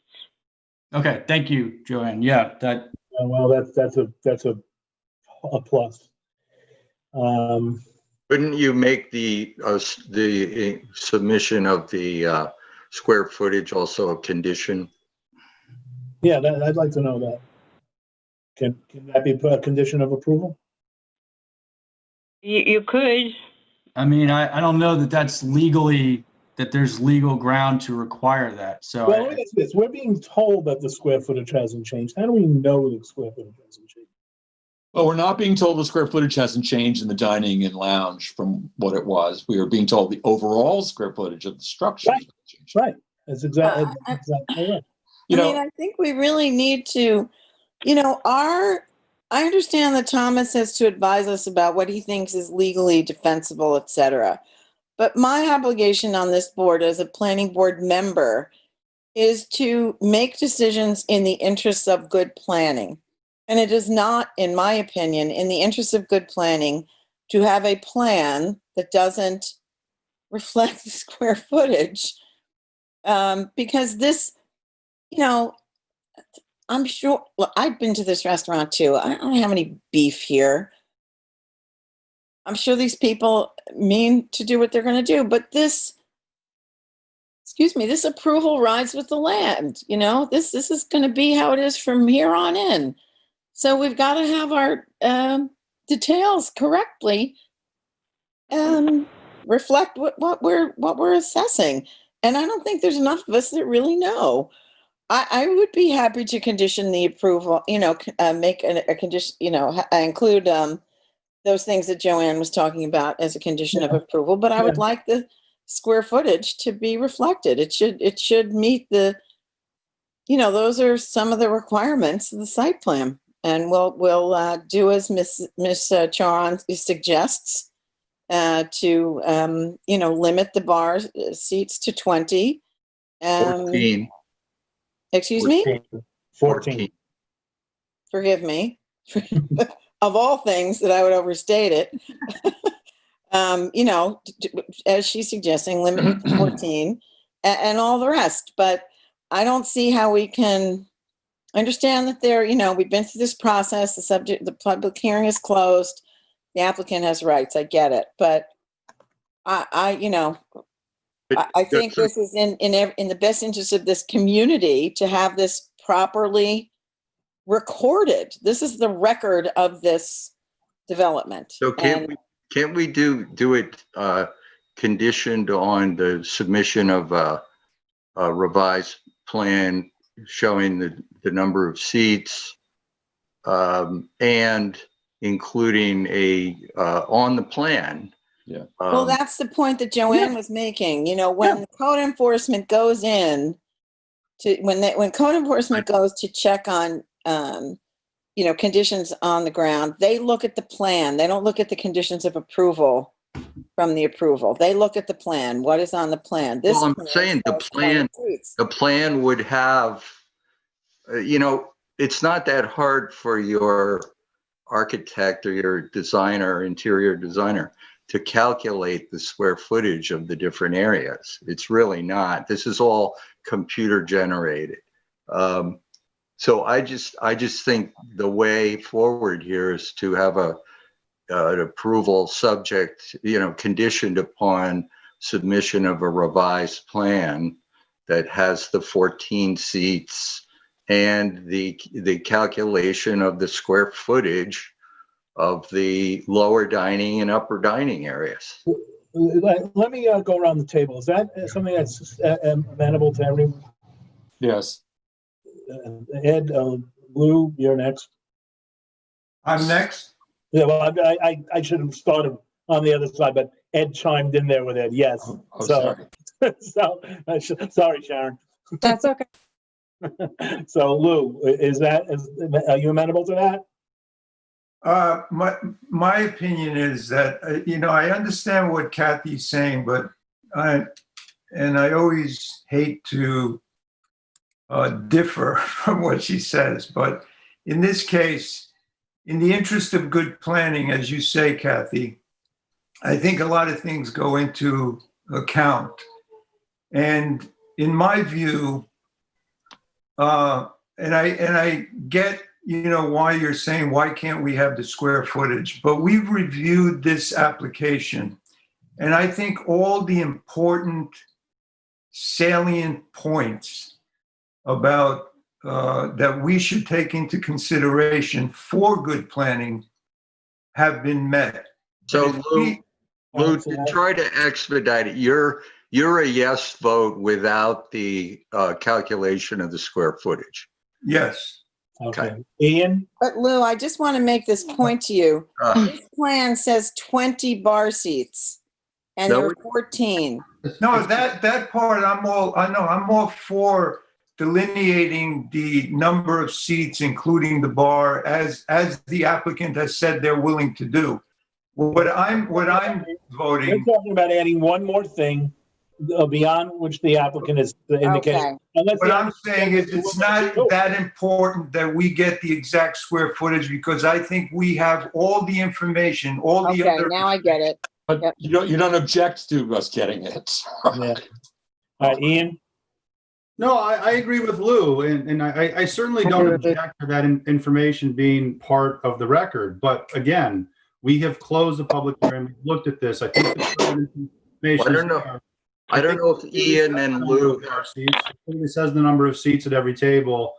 If somebody walks in there and they determine that a wall was moved to make like less or more square footage, I don't think that's a reasonable expectation. So the only reason we'd want square footage, I think, is for comparison's sake, if they were to have a new proposal in the future, in which case, hopefully this board or another one would ask for existing conditions versus proposed. I mean, as far as enforcement goes, this plan is clear as day in terms of what is where. With respect to the key in terms of what seats are in what rooms, honestly, the 200 seat cap makes more sense to me, because I think that you could reasonably move seats around without a problem. So if our norm is to list each room and where the seats are, then fine, we can add that. But just because it was on the previous plan, if it's not part of our regular rules, I think the 200 seat cap suffice. And I support this application being approved. As is. The only I want to, is I'm a condition of approval, and I think that the applicant's amenable to it, to calling it upper dining area instead of upper lounge. okay. Randy, we know where you are. Kathy, we know where you are. Sharon, that leaves you. No, I'm with Ian and Randy on this. I think, we have reviewed this in the past, and it is clear exactly what's going on here. I do want the clarification of, the bar seats. I think that's important. But we have a configuration and the plan is there. And I think anybody who goes and checks on it will be able to see exactly what's going on. What clarification are we looking for with bar seats? 14. The fact that it's 14 bar seats. But that's what it's listed. So what else? It does say it there. Yeah. The key, we want the key. Upper dining. We want upper dining written instead of lounge. Agree with that. And I think it's just maybe Joanne wanted a legend where we list the seats. But the idea is that it's not, there may be some of the other seats that are numbered, it may be confusing in the future as to whether those represent bar seats or dining seats. So, well, those technicalities are fine. I have no problem with, more clarification, the better. So I'm okay with what Joanne has proposed. I think that we're all in agreement as to the clarifications, and that the only place that there's a division on the board, and it sounds like it's 4-3 on this, that is as to specifying the square footage. Does anybody agree with that assessment? Well, my only question is, if we've been advised that we can't ask for that, are we prepared to, approve or deny at this point, or have we been advised? I mean, this is a straw poll vote. We're supposed to prepare a resolution for the next meeting. So, I mean, we can discuss conditions at that time. I mean, Well, all I'm saying is that if we have 4 people who say that we need that calculation, the applicant is saying the record is closed and they don't want to consent to open it. Can we make the record open, or do we have to vote open? We're not opening the record. That's the point. We're not opening the record. It's a condition of approval. It's a condition of approval to provide the square footage. Okay, that's an individual condition that we can discuss, but as far, the whole purpose of this is a wrap-up memo is to really just take a straw poll vote. I think we've got a pretty good feel for where everyone is with it. So, we can prepare a resolution and have a discussion as far as adding it as a condition. Off the top of my head, I'm not entirely sure about the square footage issue. I think if the total square footage is remaining the same, which, I don't know. I'm not sure, but it seems like it's staying the same. Then I don't know that we can require it. So, the suggestion I guess I have is let's take the straw poll vote, which I think we've already really done, and prepare a resolution. And myself, Joanne, the applicant, the board can discuss what conditions need to be in there, like we do with every other resolution. I agree with council. Deborah may find that it's we're ready to approve this, though. Yeah. Every person that's spoken so far has said they would approve with conditions. Right. It's just a question of how. It's really a question of whether square footage calculations is going to be a condition of approval. Right. That's the only everybody's agreed area to. of controversy. Okay, so then this is a straw poll vote. So let's just let's take the straw poll vote, and then I think I have a very clear understanding of, and I think Joanne too, of where we're gonna, prepare this resolution and what's going to be in it, and then we can have a discussion with Deborah about that particular condition, or if I need to research it a little bit more if that's something we can require. But I think as far as we should just take the straw poll vote and and move on to the next. Look, Thomas, if you tell us that we can't require, that changes the tenor, but Right. I mean, I'm assuming we can, so. Okay. I don't know off the top of my head. So this is just a clarification. We already have scaled drawings of the square footage, they're drawn to scale. This I know. square footage can be calculated. All we're doing is asking that the final plan have calculation. Just for the record. Okay. Yeah, for the record. I All right. I think we're good. It's not insurmountable. We're not asking them to redraw it. All right. I would like to just clarify one other thing quickly for the record. And the outdoor bar is not it's not alleged illegal. It was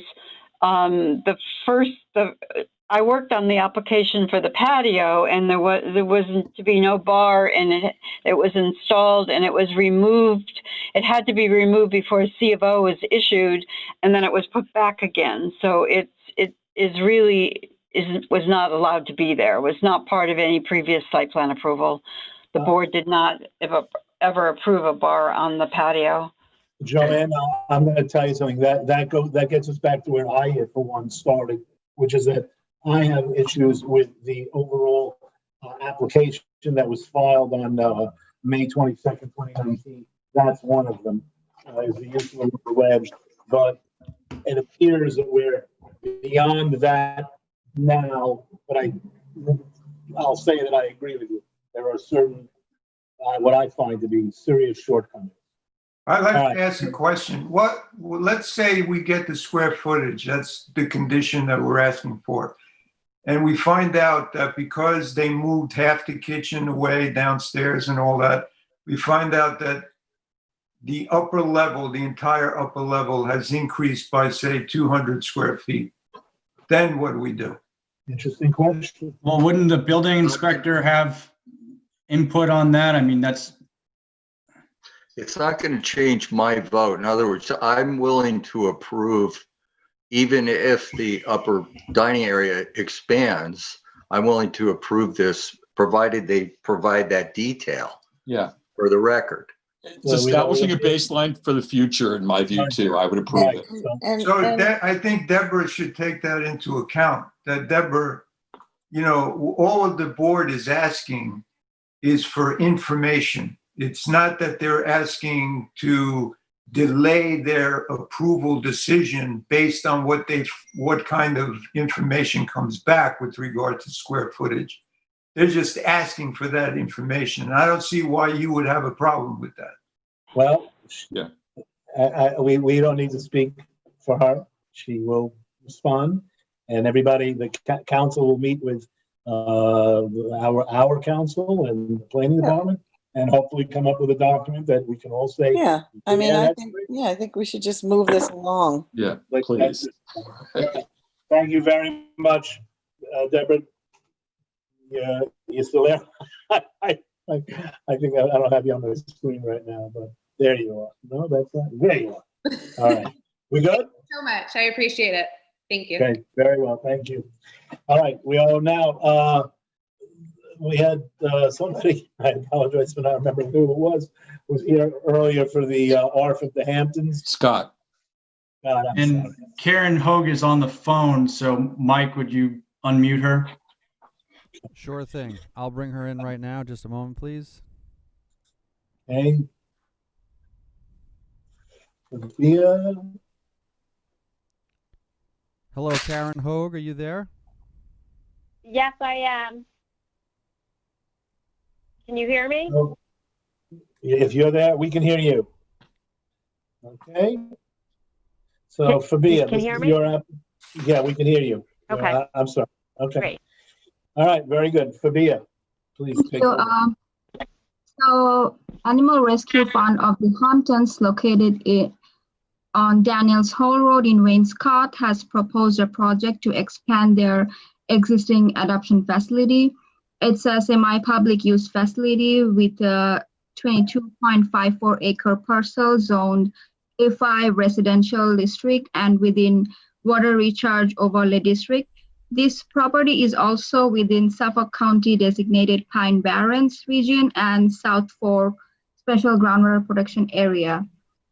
Before going into the new application, it should be noted that on February 10, 2016, a site plan special permit was granted by Planning Board to construct 3 additional buildings along with the expansion of existing office space, sidewalks, pathways, and 26 new parking spaces. Variances were granted at that time from ZBA dated December 2, 2015 from total coverage and for clearing.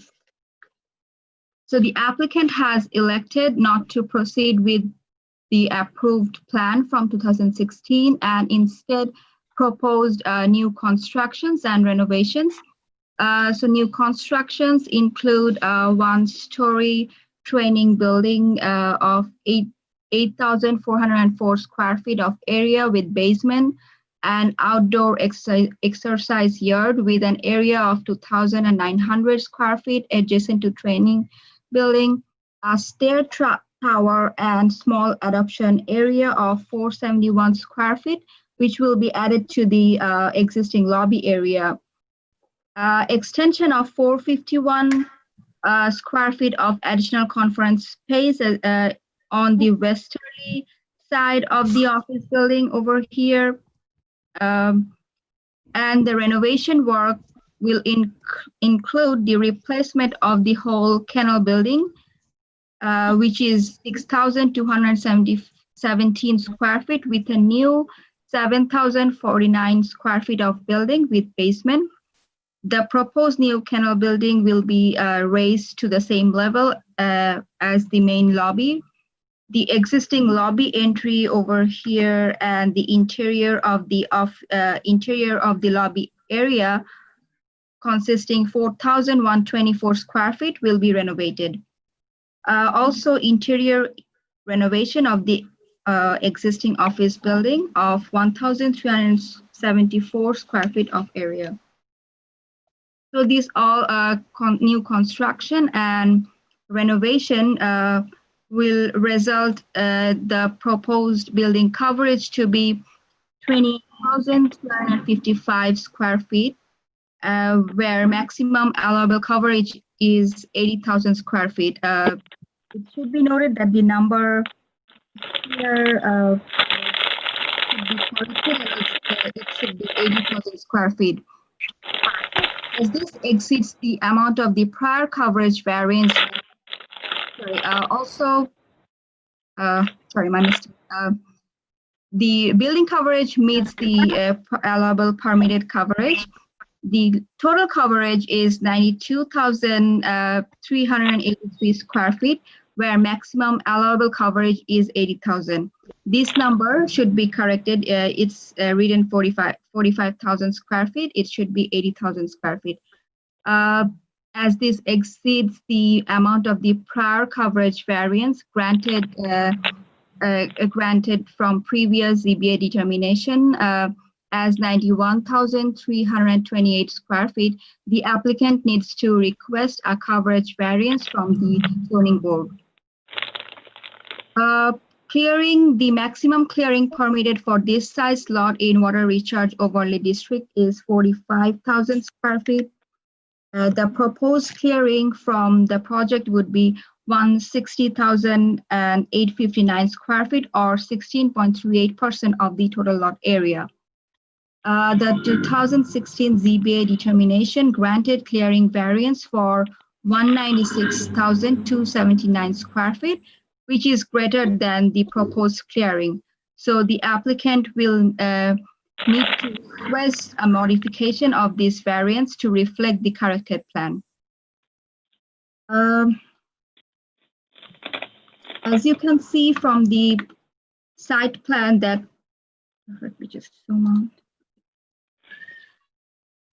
out. That the site is classified as a flag lot under the town code, as the access is provided from Daniels Hole Road over a narrow strip of land which is owned by the town. Therefore, the parcel doesn't require front yard setbacks, and side yard setbacks apply to all sides. In addition to that, the special permit standards require that all setbacks be doubled.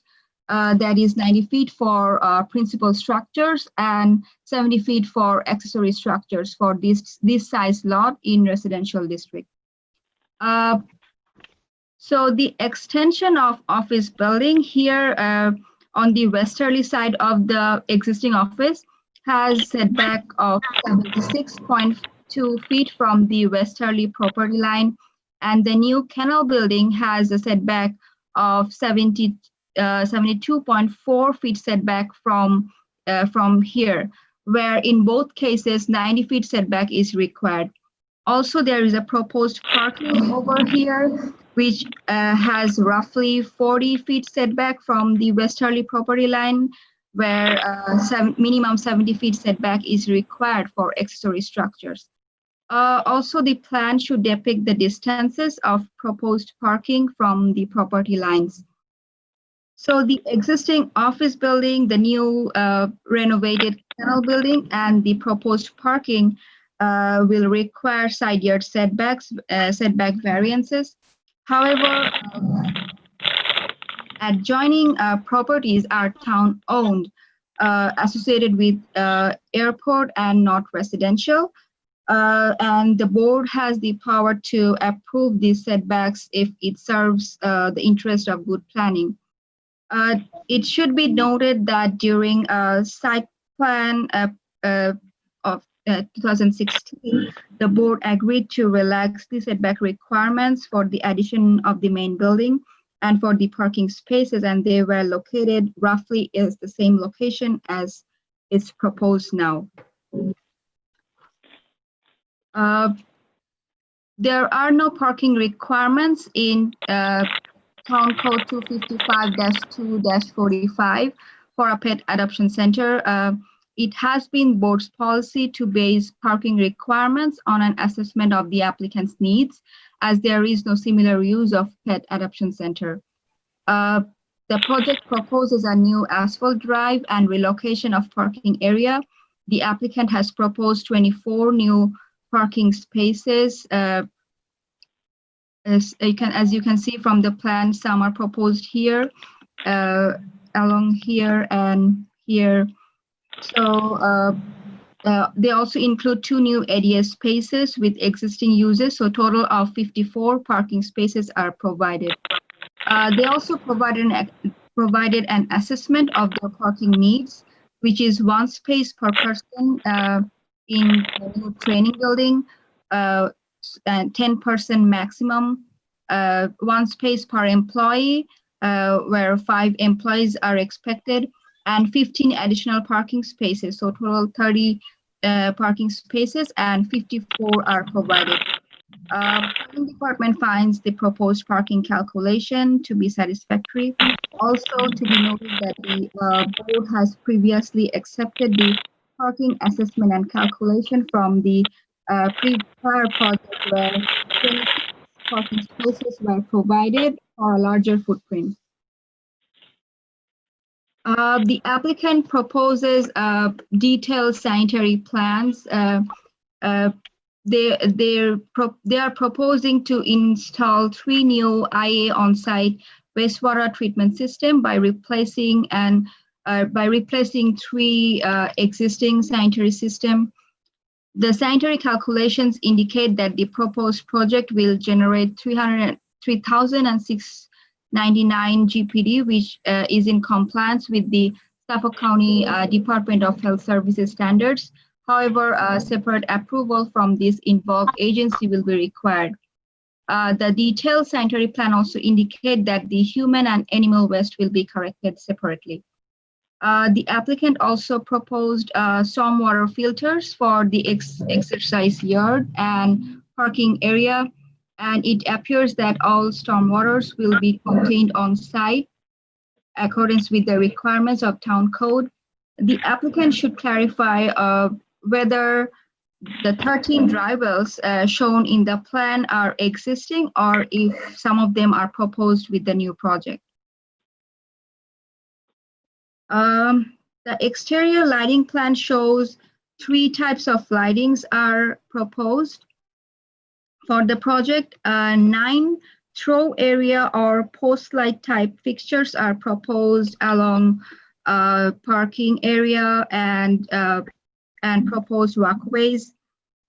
These are LED bulb types fixtures with 38 watt, 3000 Kelvin color temperature with 10 feet mounting height and 4,638 lumen levels. These lumen levels are higher than what the board's exterior lighting policy recommends, and they are generally 1,000 to 2,500 lumens for fixtures at 10 feet mounting height. Also, the image for the fixture hasn't been shown in the lighting plan, so it needs to be corrected. I would suggest if the applicant submits a manufacturer specification sheet for all kinds of fixtures, that would be good. Also, the lighting plan should be revised to reduce the lumen levels if the board agrees. Also, 58 bollard lights are proposed along the proposed walkways, as you can see, and along the landscape areas and parking. There are 11 tube dark sky scroll fixtures are proposed, 7 in the kennel building and 4 in the new training building. Both these types of fixtures comply with the board's exterior lighting policy based on lumen levels, color temperature, and mounting height. The lighting plan indicates that the fixtures will be controlled by timers set from sunset to 1 hour past closing, but the plan should include photometric plot to indicate the foot candle measurement of these fixtures. The applicant is proposing the kennel building to be raised to the same level as the main lobby, and the space below will be utilized as a basement, initially to be used as general storage and plumbing. Also, the basement under the lobby area to be utilized as to host mechanicals, and there will be unfinished basement under the training building for storage, mechanical, and plumbing support systems. The board should discuss if the uses of the basements are satisfactory or any further information would be required. Can I ask a question? Actually, I'd rather get the applicant, and only because we're in this Zoom stuff where we can go off, if you don't mind. Let me just let Fabia finish. No, sorry, I have the, I can't. You got the right screen up, Fabia? I know you're punching around there. Yes, okay. One? That's the one. The landscaping plan lists a number of species that mostly appears to be native to Pine Barrens and others native to East Hampton. Some are good deer-resistant plants. Only there found a Pachysandra, which is non-native.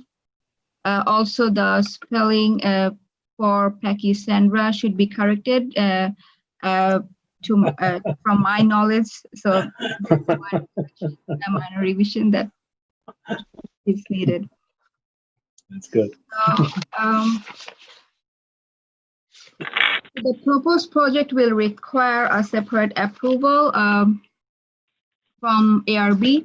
The applicants are encouraged to submit an application to the ARB as soon as possible if they have not already done so.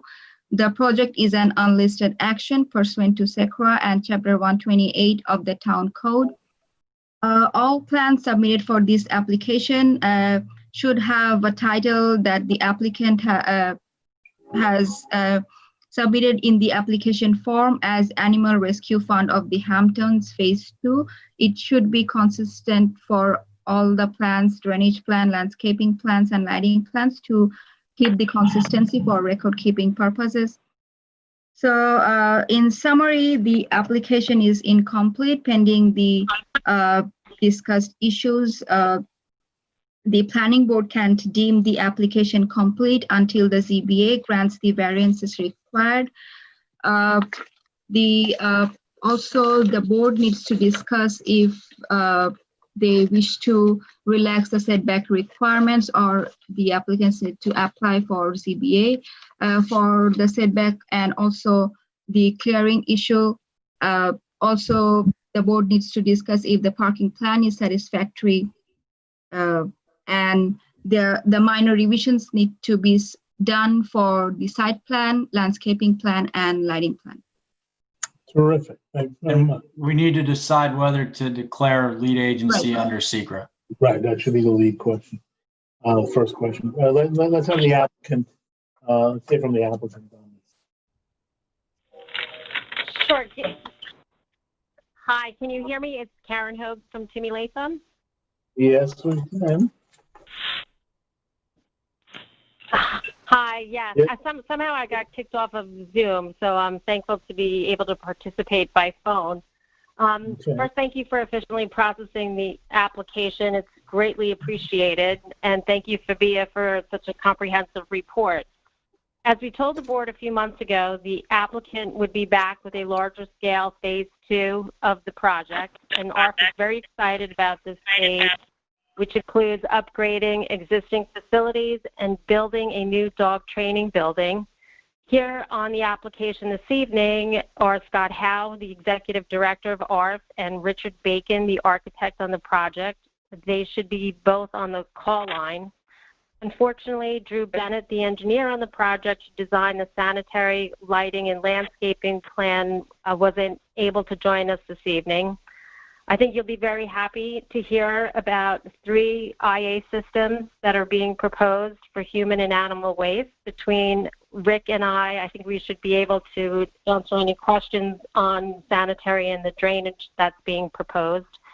A health department application has been filed and is pending. So before turning to Scott Howe and Rick Bacon to talk about the project, I just wanted to comment on a couple of items in Fabia's report. One, we will be revising the plans to bring the total coverage into compliance at the 91,328 square feet so that we don't need to go to the zoning board for a variance. The applicant is working on the request for modification of the ZBA variance on clearing, as we have the proposal is to reduce the clearing that was previously granted. We also hope that the board will relax the setback requirements since the adjacent parcel is town-owned and non-residential, and previously the board had agreed to relax the setback requirements, which are virtually in the same location. Parking may need to be tweaked a bit to address the total coverage calculations. Rick Bacon, the architect, is going to take a look at this and see how we can come. It looks like we're over by 1,000 square feet, so we may have to do some tweaking there. And we'll also revise the lighting plan to address the board's comments, and we will bring it into compliance and provide a photometric plot as well as manufacturer specifications. Drew Bennett is aware of this and will be working on that, as well as the portions of the landscape plan that have the non-native species. So I think at this time it might be helpful to hear a little bit from Scott Howe and Rick Bacon, and then we can address any questions the board may have. Go ahead. I have them on the telephone. I will let Scott Howe in right now. I'm going to unmute his phone line. Great. Hi. Thank you for the introduction, Karen, and thank you for the board. We've been working with the town, as Karen said, since 2016, and we've, well, even before that, 2014, with implementing and working on these plans. I came to ARP in 2016, and Rick has been working with ARP. He designs kennels and like ARP nationally. He's been working with us for 10 years. And what's exciting for me about this plan is that it represents a sustainable way for ARF to continue to care for the same number of animals. We're not increasing our capacity for animals. Our goal with all of this is to make the quality of life better for our animals and also the working conditions for our staff. Since the approval of the last project, we focused on really what we thought are areas of greatest need, which is not expansion, but reinvesting in our mechanical systems and bringing them up to national standards for shelters. And what's ironic is that the same issues we're all worried about with HVAC systems with COVID-19, those have always been an issue for zoonotic diseases in animals. And so, we're happy to rebuild new kennels. And the kennels is the most significant thing that has changed. In our previous plan from 2016, the kennels were remaining untouched. But what we've, through a strategic plan with the board, we've realized that's really the area where we need to focus our attention. And we decided that the best way to approach it was actually not to renovate the building, which is now 35 years old. It has only a furnace. It has only heat and attic fans. And so we're excited to start over and actually raise it to the same level for accessibility issues.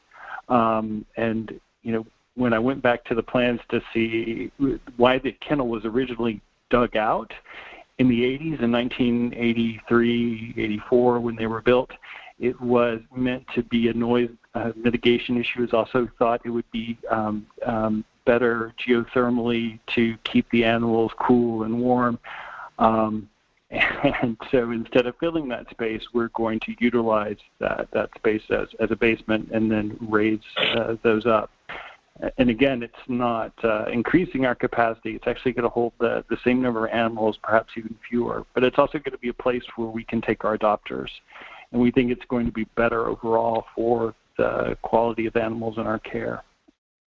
And the training building is exciting because training is something that's grown really substantially for us. We know that it's an important way to keep animals in homes and healthy and active and well-trained with their owners. And to be able to do this year-round for our animals as well as for the public. Right now we do outdoor training about 7 months out of the year, and then we try to find indoor space. So this is finally going to allow us to have a space for our own animals. And the storage that we're gaining in the basement, going back to previous approvals, ARF has a cargo container that the town let us approve for outside storage that actually allows us to store crates, because we are a pet evacuation center. And so in getting rid of that cargo container, we need somewhere to put those emergency crates, and that's part of why a basement's important there. But it's also going to contain the mechanical systems for that space. But we're excited to be able to do this. It has generated a lot of excitement on our board and with our donors in our community. They see this as a smart way for our not to grow for the sake of growth, but actually to reinvest and give ARF a solid foundation for the future and a solid infrastructure for the future. Okay. Thank you very much. I think that covers everything the applicant wanted. So, Randy, this is your last chance. Your last one for the night. Yeah. So I think it's. I think I think it's a great plan, and everybody loves ARF, and I think it seems like a nice design. Of course, we really are pleased with those low nitrogen systems. I had a question, which is, with the new plan, will all of the human and animal waste be routed to low nitrogen systems? Or are there still some systems that will, some waste that will go to older systems? It's really a question for the applicant. The applicant, yes, for the applicant. Yeah, so the training building is both human and animal waste. Even in that outside play yard, that's actually designed, it's artificial turf so that it will capture animal waste, and it's going into a nitrogen reducing system. The kennels, that's replacing all the septic there, and that will go into the nitrogen system, both human and animal waste. In looking at the plans for the medical wing, ARF did replace that septic system in the plans, I think, were approved in 2014 and done in 2015. And so there is new septic there, but that's not the new nitrogen system. But again, that was done just now 5 years ago. But So we made that's the decision with this construction, to treat both human and animal waste the same and to use the nitrogen reducing systems. So would it be, I guess you probably consider, do you have the capacity to connect that, the medical building to the low nitrogen systems? I understand you want to amortize the investment there.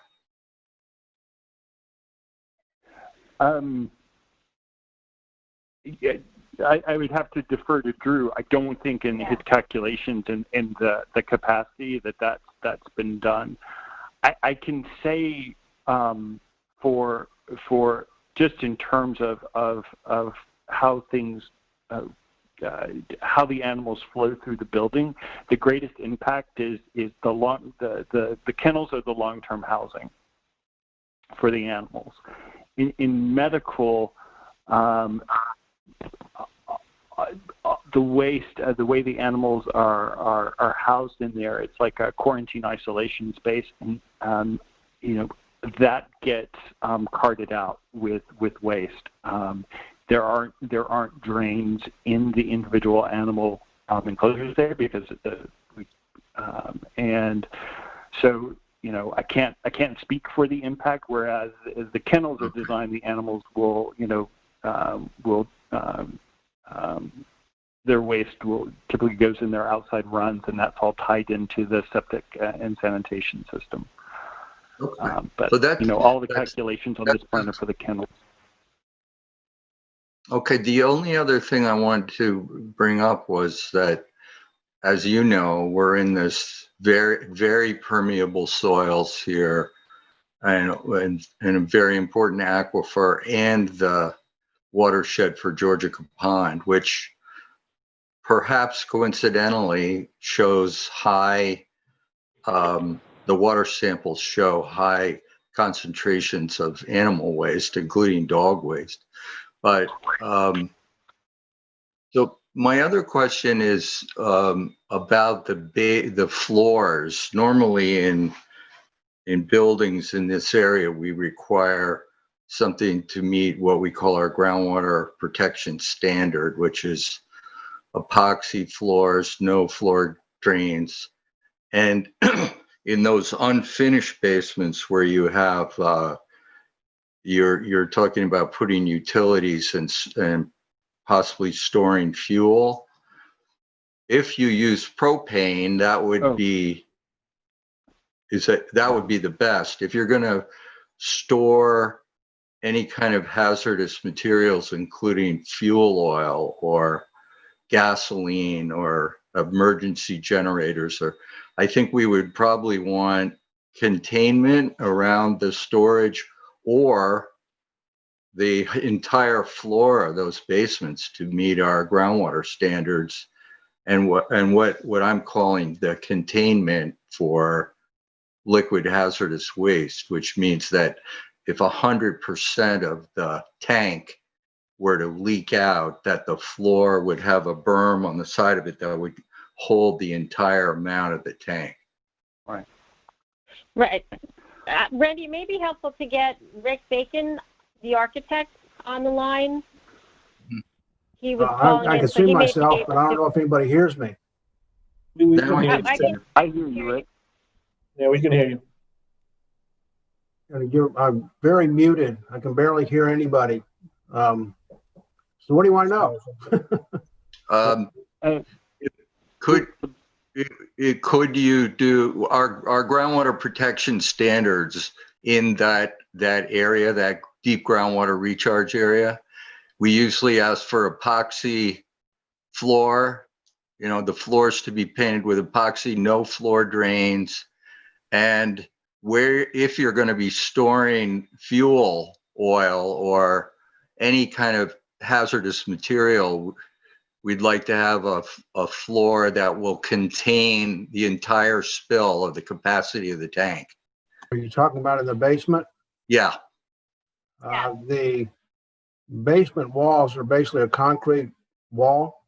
Mm-hmm. So it's fully contained. The floor finish right now is a sealed concrete. But if you request that the floor be epoxy painted, we can do that. That's just a matter of specifying a different finish on the floor. That's all the basements. That's in the training building, in the kennels. Primarily, we can do that. That's a piece of cake. That's not a problem. And there's really not a lot of fuel oil, if any, in the basement. We will have the water heaters, but that's all kind of self-contained. So should not be an issue. Can you use propane or No, gas line? Natural gas. It's gas. What we're proposing, it's gas. Heat is it's gas. Yeah, our heat is natural gas, and that's also for the HVAC system. It's a natural gas hot water system to the HVAC and a gas fire unit in the training building. So there's no fuel oil. Would you be okay with a condition that you're gonna use only natural gas or propane for heat and that sort of thing? That's the plan. Yep. That's all I have. Great, thank you. All right, Randy is also very comprehensive. I got a compliment at the end for this report. It's phenomenally comprehensive. I don't know what further questions we might have, but does anyone on the board have any further questions? Yes, I have a question. Go right ahead, Lou.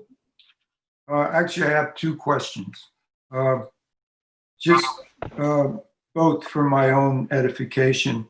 What does it mean where it says that all stormwater runoff will be contained on site?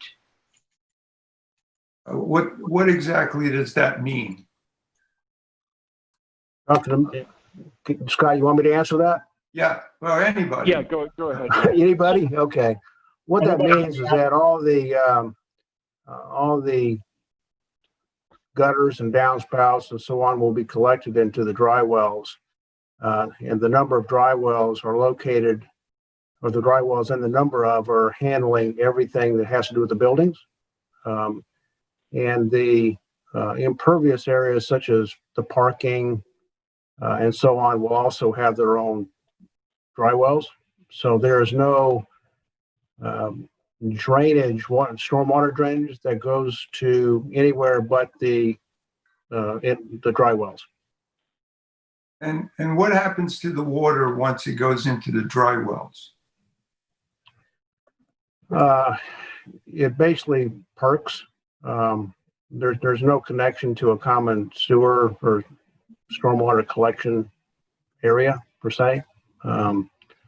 So that's the way it's been doing on the building on the site now, isn't it, Scott? I believe so. Yeah, correct. What we are doing, so I understand it's to follow best practice, is that we are putting filters, adding filters to the tops of all the dry wells. Okay. Both new and existing.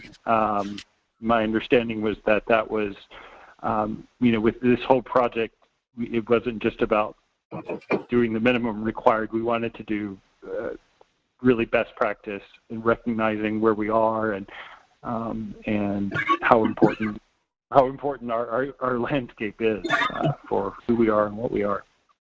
Right. So new drains are being proposed to serve the new pavement and animal yards, and they'll be fitted with these SAPCO treatment filters. Great. Okay. My other question, and these questions are aimed at the fact that this is a water recharge overlay district and a special groundwater protection area. And this question again is for my own edification. It's not just idle curiosity, even though this is not the authority of this board, and the horse has left the barn on this anyway. But just so that I can better understand these issues going forward, so I can do my job on this board better. I don't understand, or maybe you can explain the justification either by the zoning board or the applicant itself. How is it that, in this very sensitive area, that where the clearing, according to the code, is a maximum of 45,000 square feet, the clearing is going to be 160,000 square feet. And the zoning board had originally given a variance to go up to 196,000 square feet. It just seems unduly exponentially larger than what's allowed. And I was just wondering, why is that? Could I address that? This is Joanne. Could I address that? Sure. Those clearing restrictions were not really meant to apply to a lot of this size. This is a residential lot, but Fabia, how many acres is it? 22.54 acres. It's 22 and a half acres. Yeah, so that would be really restrictive to only allow that minimum clearing on 22 acres. So it was not really, when those were clearing restrictions were put in the code, it wasn't thinking that you were going to have a 22-acre residentially zoned lot. So in comparison to the overall size, it's not a lot of clearing, and all the clearing is clustered down in one small corner of the lot. The majority of the lot is all wooded. The more, I don't know, maybe 20 acres of it, I don't know, 20, 15 at least, the majority of the lot will be kept wooded. Yeah, and I guess on a percentage basis, it's 16%, which is not that much more than the maximum of 15% that's usually allowed. So, in looking at it that way, yeah. And if you look, Lou, this is an area with some really large uses nearby. Right. So it's small. It's smaller than its neighbors. Yeah. The other thing, Lou, is, as Joanne said, those restrictions were aimed at residential use, and this is a semi-public facility, which is a special permit use in that zone. So there's a bit of a white elephant situation on this property. Fabia, but on that point, I always thought that to exceed the clearing restrictions, you had to get a special permit from the planning board. But yes, there is so for that you need to have 15% clearing for total area, and the lot area has to exceed 300,000 square feet. So the lot area meets the special permit standards, but the clearing here is 16.38%. So I see, that's why it goes to the zoning board. Don't we have to approve the excess clearing as well? But it exceeded the special permit standards slightly that allow you to approve it. So That's why they received a variance from the zoning board, and the clearing that they're proposing now is less than the clearing that they already got a variance for. So they just need to modify that previous ZBA decision. Does anybody else have any questions or issues they wish to raise on this? No, I just want to thank the applicant for doing such a really strong job of protecting the groundwater. It was really refreshing to hear about, all the top-notch, drain filters and all the other protections, because this is such a sensitive area. Yeah. I did have one quick question, if I may. I just want to clarify something I thought I heard. Right, Ed.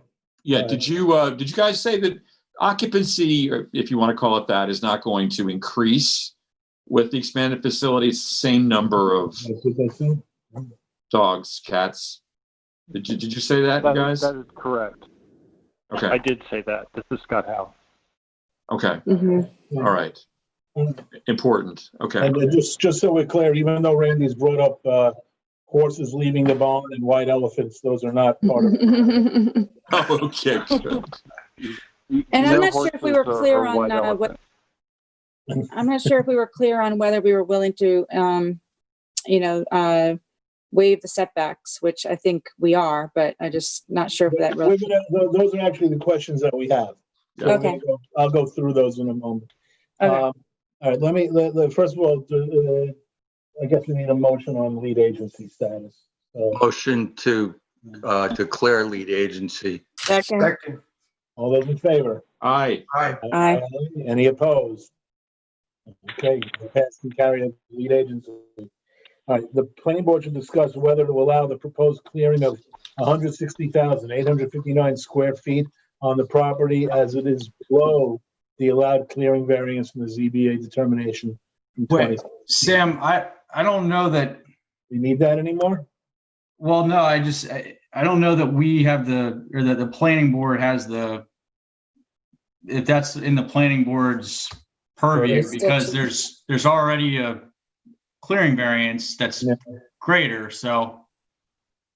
All right, I'll strike it from the consensus issues. But the next one is us, and this goes to what Sharon was asking. Planning board should discuss, there are actually three of them. The first one is the planning board should discuss whether to relax setback requirements for the addition to the office building from 90 feet to 76.2 feet on the westerly side adjacent to town airport land pursuant to section 255-50-5-50 of the town code. Yes. I'm okay with all those. Does anybody have any objection to that? No, I'm fine with it. Joanne, we don't care about bike paths in this area. Mountain bikes. On the other, go ahead. Yeah, the bike path really is going on the south side, but in this location, there's an area that drops down between it drops down it's at the edge, off the edge of the property. I think that's is remaining undeveloped, and I think that the path, there is a footpath or trail that goes through that area, and that's where you would probably eventually put the bike path. So if it were to go on the north side of the railroad here. But it's on the south side, right? It's on the south side in this area. Yeah, that's the plan for it.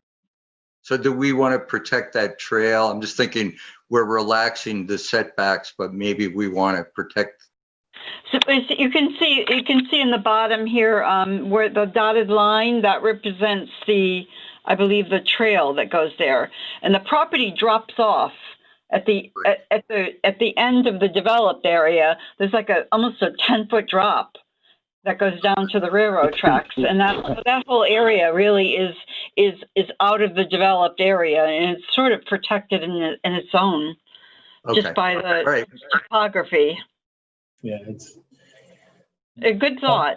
Like I said, mountain bikes maybe. All right, next is the planning board should discuss whether to relax the setback requirements for the renovation of the kennel building from 90 feet to 72.4 feet on the westerly side adjacent to town airport land pursuant to section 255-5-50 of the town code. Yes. Any objections to that? No. No.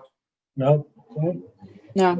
The last, yeah, this is the last on the setbacks. The planning board should discuss whether to relax setback requirements for the parking area from 70 feet to 40 feet on the westerly side adjacent to town airport land pursuant to section 255-5-50 of the town code. And again, any objections on that? Nope. No. No. Hearing none. Okay, good. The planning board should consider whether the proposal for 24 additional spaces for a total of 54 is sufficient for the project. Yes.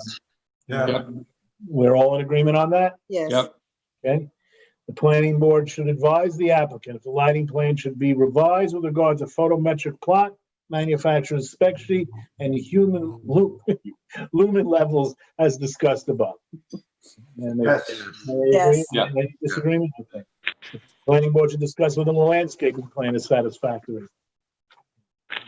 I thought Fabia raised legitimate concerns. We'd probably prefer to have all native, all pine barren species in there that don't need irrigation, fertilizer, pesticide, herbicide, any of that. Yeah, that should be a condition of approval too. I agree. Agreed. Agree. Anybody else? Agree? Agree.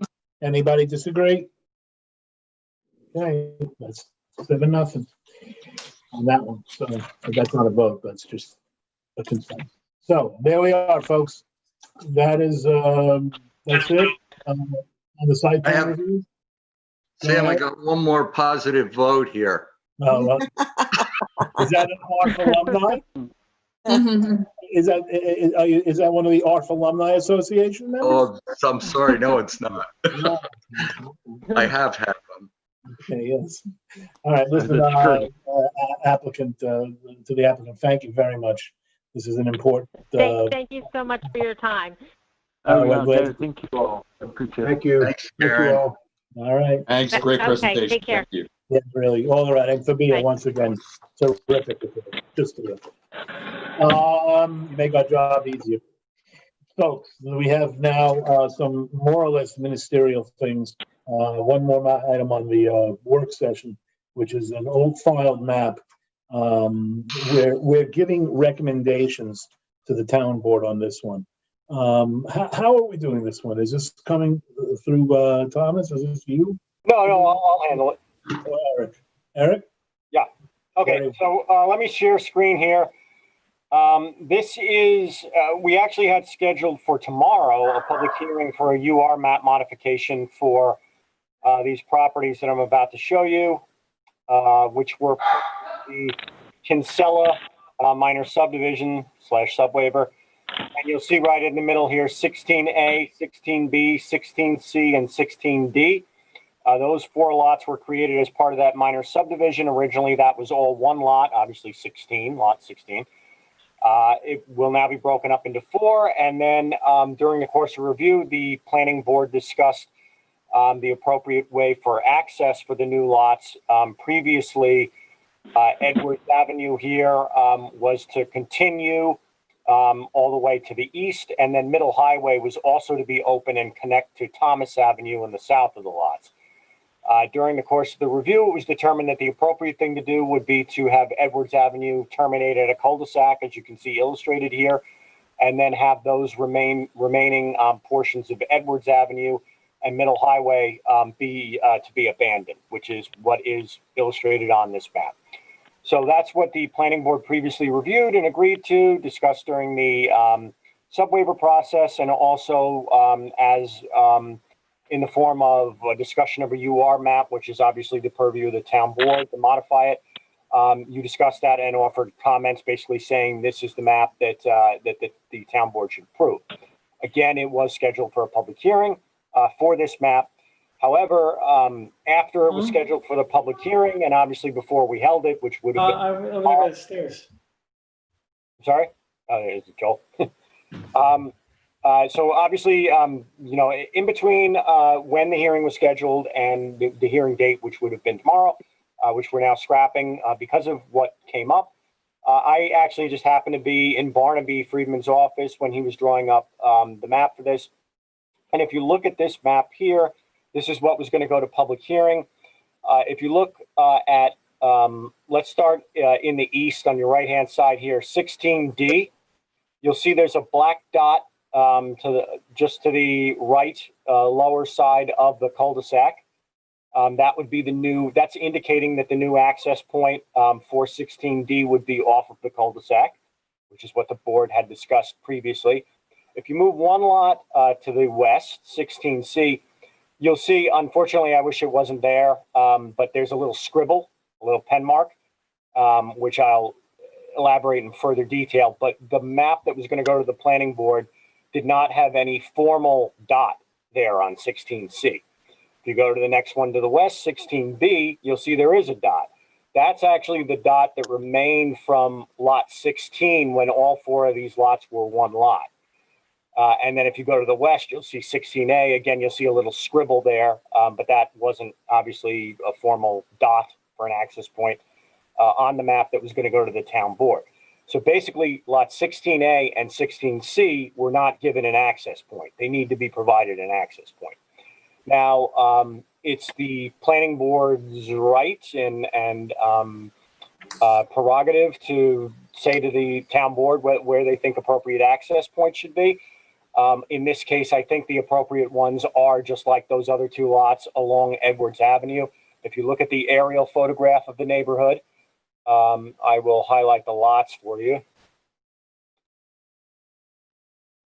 Eric, just so I'm clear, there's a red ink overlay, and, yes, and it shows red dots for 16A and 16C. I'm going to show you that in a second. All right. I just wanted to show you this on the aerial. So the highlighted lots are lots 16A to 16D, heading from west to east. You'll see the other developed lots to the west all take their access off of Edwards Avenue. The lots from the Kinsella subwaiver do front also on Thomas Avenue to the south. You'll see that the lots on the south side of Thomas Avenue take access from Thomas Avenue. They have no other choice. They rear, their rear is to the train tracks. So technically, you could decide if you wanted two of the lots to take access on Thomas Avenue. We don't recommend that. The existing development pattern is off of Edwards. We just want you to say that that you agree with that for the record, and then that can go to the town board. And then any discussion further about what to approve or how to amend the UR map is the sole purview of the town board. But this is basically just correct. We noticed an error. The access points for two of the lots were not provided, and the town board should weigh in on that. Excuse me, the planning board should weigh in on that for the town board. And this is the map that Sam was talking about. This is another drawing. This shows highlighted in red those four lots. And then you'll see these red dots for 16A and 16C. 16A is developed and already does take access from Edwards Avenue, but that's not formally established under the UR map as it is right now because of that oversight. So we recommend that you approve the map amended as it is here in front of you with those two lots, 16A and 16C, taking access off of Edwards Avenue. Motion to approve Eric's map. Second. All those in favor? Aye. Aye. All right, I'll send it along to the town board. So that was understood, folks. That's just a recommendation going to the town board. All right, thanks very much. All right, I have 4 boards of review. We're going into regular meeting now. I have 4 boards of review, which I will go through. And I've read them. Appropriate. The first one is at the request of Warren C. Trellis Alaricon. I apologize. The property is 6 Eau Claire Street in Springs, map 455, block 29, lot 16 through 22, E15, part of road, urban renewal, parcel 93B in SP 1-2, Suffolk County Tax Map 300-60-2-5.5. I've read the resolution. Oh, the undertaking is in the sum of $12,000. I've read the resolution and I move for its approval. Second. All those in favor? Aye. Any opposed? Carried. Next is at the request of Joel Halsey for a building permit on the premises located at 11 Stevens Road in Montauk, map 1318, section 280A, lots 2030 through 2034, Suffolk County Tax Map 300-68-7-4. The undertaking is in the sum of $5,000. I've read the resolution and I move for its approval. Second. All those in favor? Aye. Any opposed? Passed and carried. Next is at the request of Jose Leon for building permit on the premises located at number 12 Garbus Lane in East Hampton, section 280A, map 395, lot 13, Suffolk County Tax Map 300-194-2-20.2. The undertaking on this is $5,000. I've read the resolution and I move for its approval. Second. All those in favor? Aye. Any opposed? Passed and carried. Finally, the last one is at the request of Richard J. Raid Jr. and Tanya J. Miller for a building permit. The premise is located at the intersection of Fairfax Road and North Gravesend Avenue, map 1018, block 190, lots 4 and portion of road, urban renewal parcel 24 in MN-5, Suffolk County Tax Map number 300-12-5-21.1. The amount of the undertaking is $13,200. I have read the resolution and I move for its approval. Second. Thank you. All those in favor? Aye. Aye. Any opposed? Passed and carried. Okay. The home stretch now, and we have I just covered up my agenda with all those. There we go. Hellman Hanger. All right. In the matter of Hellman Hanger site plan special permit approval, I have read the resolution and call for its adoption. Is there a second? All those in favor? Aye. Aye. Aye. Any opposed? I'm going to vote against it to try to encourage us to have the floor contain the capacity of the aircraft fuel tank in the future. That's fine. Thank you, Randy. And that is, to the extent that, well, first of all, passed and carried 6-1. To the extent that's an issue, I think it's something that you might want to take up. Although you do have to think about it in terms of being a hangar and a lip, and there may be an issue with bringing an aircraft into a hangar with a lip, a containment lip. But that's another issue for another application for another day. Actually, it's for before there's another application. Okay, next is 224 and 228 Springs Fireplace Road. Sharon, it's yours. I'm sorry to interrupt. I just wanted to make sure it was clear. We sent around a couple of different copies of this. What's in the packet is not the final resolution. The only change is that to paragraph 3.7, we inserted the word hazardous between the words and items. So it should read and hazardous items associated with cesspool cleaning activities. Sharon, have you read that last one? Yeah, I did. I did. I got a copy of it and I did read it. Okay. Do you want to make the motion? Oh. You don't have the picture of you, Sharon. You've discontinued your video feed. I know. Oh, there I am. There you go. Okay. You got it? Yeah, Okay. I hit something and it went off. Okay, I got it. You're back. Can you hear me? Yeah, okay. So go right ahead. You want me to make a motion on the change, you said? Well, on the last one that Eric, that Tom gave you. Yeah. So I have read the version that Tom sent, and so I have read the resolution in the matter of the application of 224 and 228 Springs Fireplace LLC site plan, and I move for its adoption. Is there a second?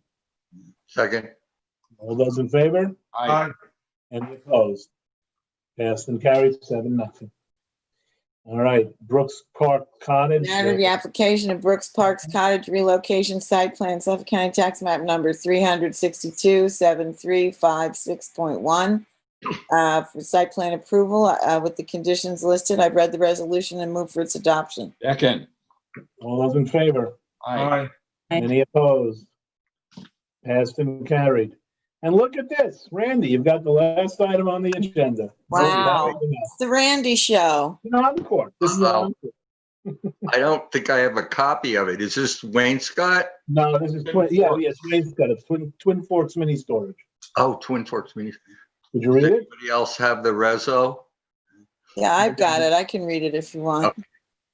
Thank you, It's Kathy. a resolution amending approval in matter of the application of Twin Forks mini storage site plan. Suffolk County Tax Map number 300-192-3-43.1, comment 54, to amend, to modify the approval by phasing the project into 2 phases. Allowing construction to begin on the mini storage building as phase 1. Phase 2 would be completed after Suffolk County Department of Health Services approval is granted. Will include the remainder of the site improvements. The resolution and move for its adoption. Second. All those in favor? Aye. Any opposed? Passed And there it is, right on our screen, as if by a miracle. Any question? All right, folks, it is 9:25 p.m. Once again, I would like to thank everybody on the planning board, everybody on the planning board staff, everybody in the planning department, as well as LTV, of course.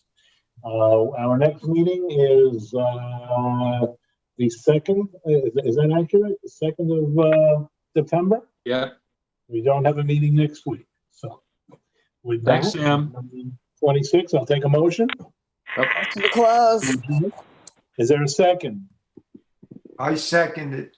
All right, everybody. All those in favor? Aye. Okay, everyone, thank you. If there's someone opposed, I'm going to have to speak with them privately. Bye. Good night, everybody. Good night. Meet you all at Chitanova.